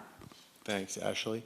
The Trump administration is already coming for our environmental protections. I want to take this moment to ask everybody to get involved and engaged for the August 10th meeting, where the federal government's going to be assessing our coastal protections in the Coastal Act. Sign up to speak in opposition and show solidarity on August 10th. Thank you.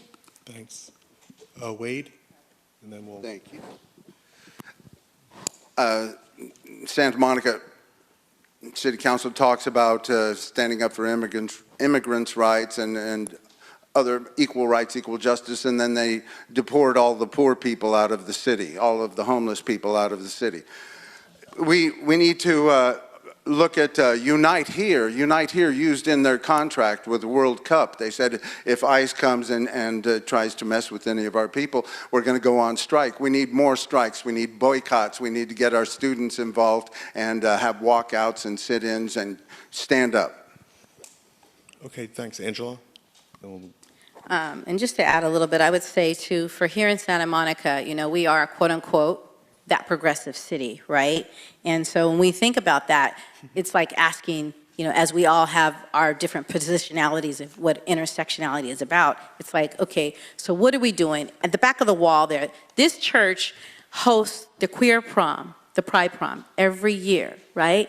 And how much is it supported by the community? How much is it supported by the city? We have our Black Apology, which is a wonderful symbol, but now we need action behind it. And that was brought on through CRJ. So we have a lot of community programs here. You know, yes, we do have FLU, but we have other programs in the Pico neighborhood area. And that is where we start to tap in, because we have to build out the most vulnerable communities in order to make them feel like they are valued here, that they're seen, valued, and heard. Thank you. Okay, We're just about at the halfway point. No, I'm just kidding. I'm just kidding. He's like, we're just about at the halfway We're point. going to go into the lightning round, and then we'll do the closing statements like, after no. that. So these are It's almost- they're questions almost that done. should be quick answer. First couple will be hand raised, and if anyone needs to expand, we'll go from there. So first of all, by show of hands, do you support the school funding ballot measure? Yes? Okay, and the record shows you have 10 yes there. Do you support the Rent Control Board's proposed ballot measure protecting tenants from eviction when they move certain close family members into their home, including allowing those family members to remain if the original tenant leaves? Okay, and so if you're against it, if you're opposed to it, raise your hand. Just don't know enough about it, and it seemed. Okay, so go ahead, Lana, if you want. I didn't raise my hand because the language is unclear, but based on how you stated it, I kept my hand down. Okay, understood.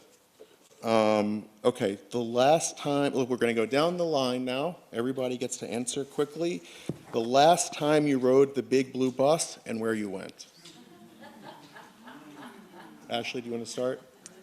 The last time I rode the big blue bus was probably about a year and a half ago, and I was going downtown. But my son rode it just yesterday and last week and uses it all the time.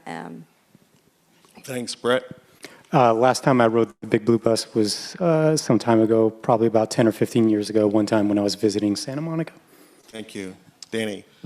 The last time I rode the big blue bus was actually a few weeks ago to the first Team USA World Cup game against Paraguay at SoFi Stadium, and it was a great experience. Thank you, Ericka. Last time I rode the big blue bus was last week. I just rode the bus across town. I wanted to see how clean it was and how many people were on the bus. Thanks. Wade. Last time I rode the big blue bus, I guess I was couch surfing in West Hollywood, and I was getting to the promenade and using it on one of those trips. Thank you. Angela? Yeah, the last time I rode it was just a couple of years back as well. I was marching in downtown 4th of July parade, and it was, being transported back to my area of the city, but my young adults are on there. Thank you. Carolyn. The last time I rode the bus was at Make Music Day. I believe that was 2 weeks ago, and we had a really great activation with Metro as well. Thank you. Doug? A couple months ago, took it over to the train to head downtown for a game. Eli? The last time I rode it, I took the 9 downtown to pick up my bike at the bike center because it had a flat tire. Perfect. We were actually together on the bus, and he rode me on the handlebars. No, in my heels. Or were you wearing my heels? The last time I rode the big blue bus was a few months ago to take the number 8 at 14th and Ocean Park down to the beach to avoid parking. Okay, great. So now the next question, we'll let someone other than Ashley start this one. A former Santa Monica council member you admire? All right. I'll go. Go ahead. Sue Hemmerich. Thanks. Ericka? Wade, you want to go? And Gleam Davis.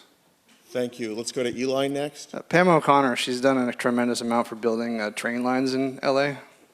Thanks. Lana? A true community advocate, Christine Parra. Brett? Denny Zane, he helped pass rent control in the 70s, and he helped create the promenade. Thank you. Ashley? Christine Farah. Okay. Angela?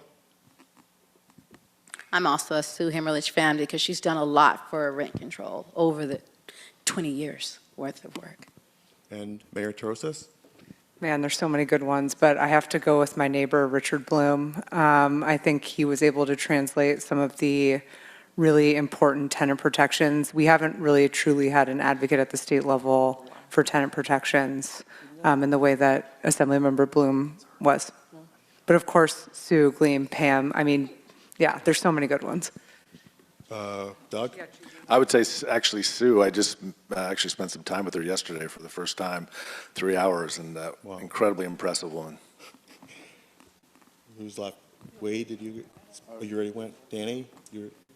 I would say Sue Himmelrich and Gleam Davis. Okay, thank you. Okay, has anyone here ever donated to a Republican candidate for office? Raise your hand. And just as one, more than $100? Keep your hand up. More than $1,000? No, okay, okay. Do we know who it is? I gave to Nikki Haley in the hopes that she would beat Donald Trump. Thank you. There's also for Rudy Giuliani too, right? Yeah, that was 2006. Okay, next question. State Senate race coming up. Brian Goldsmith or John Erickson? Don't worry about who might be in the room. No, John, turn around.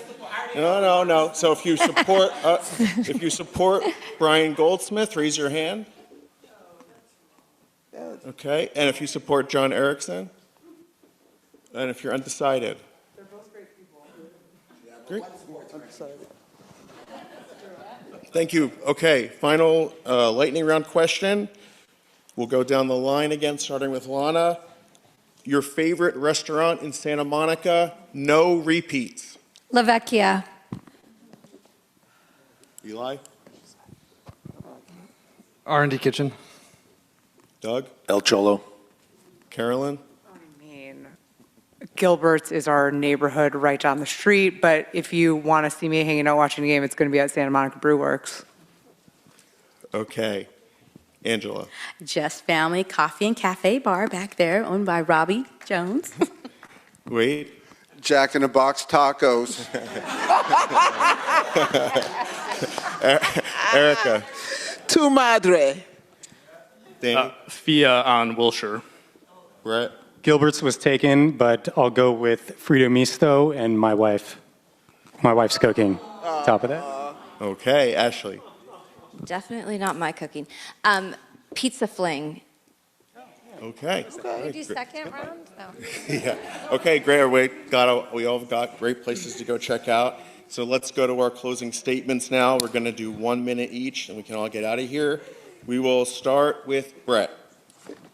This is closing statements. Closing statements, 1 minute. Brett, you're up. Thank you, John. Thank you, everyone, for being here. You know, I think throughout the campaign and even tonight, you've heard a lot about what may be wrong with Santa Monica. And we absolutely do have real challenges ahead of us. But that's not the whole story. We are one of the most special places in the world, a place where people want to live, raise a family, start a business, and build a life. And we can get there. But we need leaders who share our city's values, understand the realities that people face every day, and know how to solve problems. Because government has to do two things at once: address the challenges that people face today while building a stronger Santa Monica for tomorrow. And that's the approach that I've spent 25 years taking in public service, bringing people together, solving problems, and focusing on results. I'm running because my wife and I love this city. We're raising our daughter here, and I want more people to have the same opportunity to build a life here as well. So if you're looking for someone who will listen, work hard, bring people together, and deliver results, I'd be honored to have your support. Thank you. Thank you. Ericka? So, as a parent to 3 sons that have grown up in this community, I've learned a lot. I've learned that this community is very special to me. I've learned that not everyone's voice is necessarily heard. As we go through the ebbs and flows of different councils over the years, I've seen much change. Some change as far as just to the business community, and other times changes to the community that we have to recover from. COVID was a big blow to our community, and so were the fires. But as we recover, we have to make sure that that outreach and input of our community always stays first and foremost. This is the reason why I'm running, and these perspectives need to be taken into account on everything that we do, including our budgets, as what's important to us first and foremost, as we are a local city that is caring very much for our residents. Thank you. Thank you. Lana? Thank you again to the Democratic Club for hosting tonight's forum. Over the past few years, I've been the boots on the ground council member because I believe that the best decisions come from listening. Whether I'm meeting with residents, supporting our local businesses, visiting our neighborhoods, going to the barbecues you all invite me to, or creating programs like the People's Academy at City Hall to make it more transparent and accessible. My newsletter, my updates on Instagram, whether you love them or hate them, my goal has always been to bring government closer to the people it serves. I sit down, I have coffee and tough conversations with people who love me and people who hate me and everything in between. I don't have aspirations to be a congresswoman, an assemblyman, or president. I have aspirations to see this city be affordable and livable for my kids, their kids, and for my employees at my Santa Monica Music Center shop that I hope will continue to thrive in the city. I'm proud of the progress we've made. The city's making strides in public safety, economic recovery, community engagement, but I know we have more work to do. We can celebrate our successes while being honest about our challenges because that's how we build trust in government, make better decisions, and continuing moving forward. I love this city. I love all of you. I'm mayor during the most challenging time, and I saw what we were able to do. I'm honored to continue to serve this community with integrity and accessibility, and most of all, common sense. I look forward to your support. Thank you. Ashley.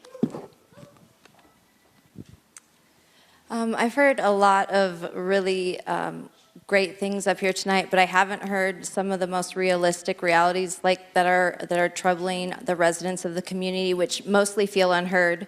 When I'm in all neighborhoods, every single one, from Noma to Pico to Northeast neighbors, all those everyone feels unheard right now in our community. And I think that we need to make sure that we are really protecting our working class communities of color. And right now, when I'm in the community working at the gardens or doing food distribution, I don't hear they feel served. I don't hear they feel that anyone's coming to help them.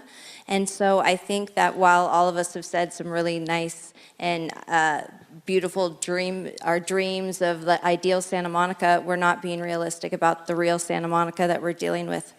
And so, I had the privilege of being mentored on California policy by Dr. Kevin Starr, and he taught me that good policy isn't about ideology, it's about understanding and preserving what makes our city extraordinary. So I hope to do that. Thank you. Thank you. Wade. Thank you. The great President Franklin Delano Roosevelt said the test of our progress is not whether we add to the abundance of those who have much. The test of our progress is whether we provide enough for those who have too little. Santa Monica, we're failing. The question tonight is why, not why. The question tonight is not why the Santa Monica Democratic Club would endorse me. The question tonight is why the Santa Monica Democratic Club would endorse anyone who criminalizes poverty and homelessness. My name is Wade Kelley. I'm running for Santa Monica City Council to stand up for human rights. Thank you. Angela. Every resident deserves to feel safe at home, walking down the streets, riding public transit, or visiting our beaches, parks, and public spaces. We need that thoughtful, data-driven public safety solutions that improve outcomes, increase accountability, and build trust throughout our community. And I have to be honest, my story is not about politics. That's how we got here. It's about service and community. I've dedicated my life professionally to service because personally, I understand why it matters. I know what it's like to serve in the military, and I know what it's like to serve communities. And if we want sustainable generational impact, then everyone should have access to education, workforce opportunities, and to the decisions that impact them. And that is what I bring, community and coalition building. This is not about one neighborhood, one issue, or one constituency. It's about the future of our entire city, and this is the kind of leadership I would like to get and bring with your endorsement. Thank you. Thank you. Doug. Thank you. I think FIFA probably makes us realize that there's green shoots popping up and around Santa Monica, and I'm hopeful that that's the case. But But we need an economic plan that'll deliver us to $40 or $50 million of surplus so we can reinvest in the things that made Santa Monica great. We have an incredible infrastructure, our hotels, our beaches, our future great park, but we have to engage in renovating the Civic, potentially adding a convention center, and maybe even more hotel capacity. Hotels are the single contributor to our city. They represent about 20% of the budget. We need to leverage that. We need to bring it back. We need to expand it. That's what will drive our city to surpluses. NIMBY, YIMBY, progressive, conservative. The truth is obvious to me. If we don't elect people with different views, we'll end up in the same place. I'm not suggesting there should be 7 Doug Trusslers, but I absolutely believe there should be 1. Thank you. Danny? Thank you to the Dem Club for hosting this forum. Folks, you have a very difficult decision to make. There's a lot of candidates on this stage. There's a lot of great candidates on this stage. And they're all going to say all the right things. They're going to talk about affordability, they're going to hit all the right buzzwords, and it's all going to sound great. But what separates me is that I have an actual voting record of results on these issues and not just rhetoric. When you make your decision on who to vote for in this race, ask yourself, who has experience in local government? Who has built the relationships in this city to be able to be an effective council member? Who has invested time in the community and who is ready to start getting things done on day one? And I hope that when you ask yourself these questions, you will find that I'm your candidate. Thank you again for the opportunity, and I hope to earn your vote this November. Thank you. Thank you. Carolyn? Thanks, John, and thanks all of you for sitting through here and listening to all of us. This is 2 hours of long discussion, and I think a good discussion, and I just want to thank everyone for stepping up and being here. This is not an easy task to run for public office, and I'm really proud to be with this group of very accomplished folks.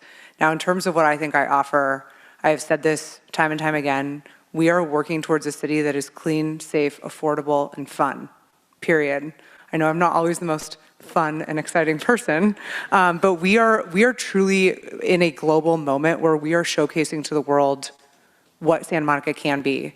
And that, of course, alone is not going to solve all of our problems, but it is going to propel us forward past 2028 and into the future. And it's really important that we have folks who have a track record of getting results. This council has unanimously hired an amazing city manager who is pushing our agenda forward. We have a new chief of police who understands the assignment. And we have, a new department head executive team. And like Councilmember Negrete said, this doesn't happen overnight. We are building towards a better city for everyone, a city where everyone can afford to live and play and thrive. And it is really important that we maintain that excellence that people have come to expect from our city, and I believe I can deliver that. Thank you. Thank you. And finally, Eli. I get to go last. All right, I'm going to close by answering the question that I get asked the most. Why the hell do you want this job? It is not a fun job or a good job, but it's important. I'm a dad. I'm raising my kids here, and I want them to be able to afford to stay here when they grow up. I want their friends to be able to live and work here too. I want Santa Monica to be the kind of city that holds on to the people who love it, not one that prices out the next generation before they even get started. I'm a long-term renter. We can build more housing and protect existing tenants at the same time. Safer streets make life better for everyone. A thriving local economy is how we fund the parks and services and schools that make the city worth living in. Santa Monica should be a place where every resident, no matter where they came from, how long they've been here, how much they earn, feels like they belong. Santa Monica can be the best city in California. I'm running to help build that for us and for the next generation. I hope I can count on your support. Thank you, everybody. Thank you. Now, before we close, this is a PSA. Everybody, if you want to vote next week, July 15th, you have to RSVP through the Google form in advance of the meeting. Let's please give a warm congratulations to the candidates.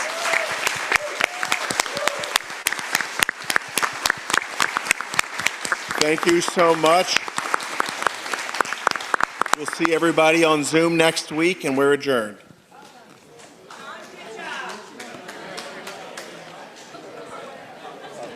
I know, it's so hot.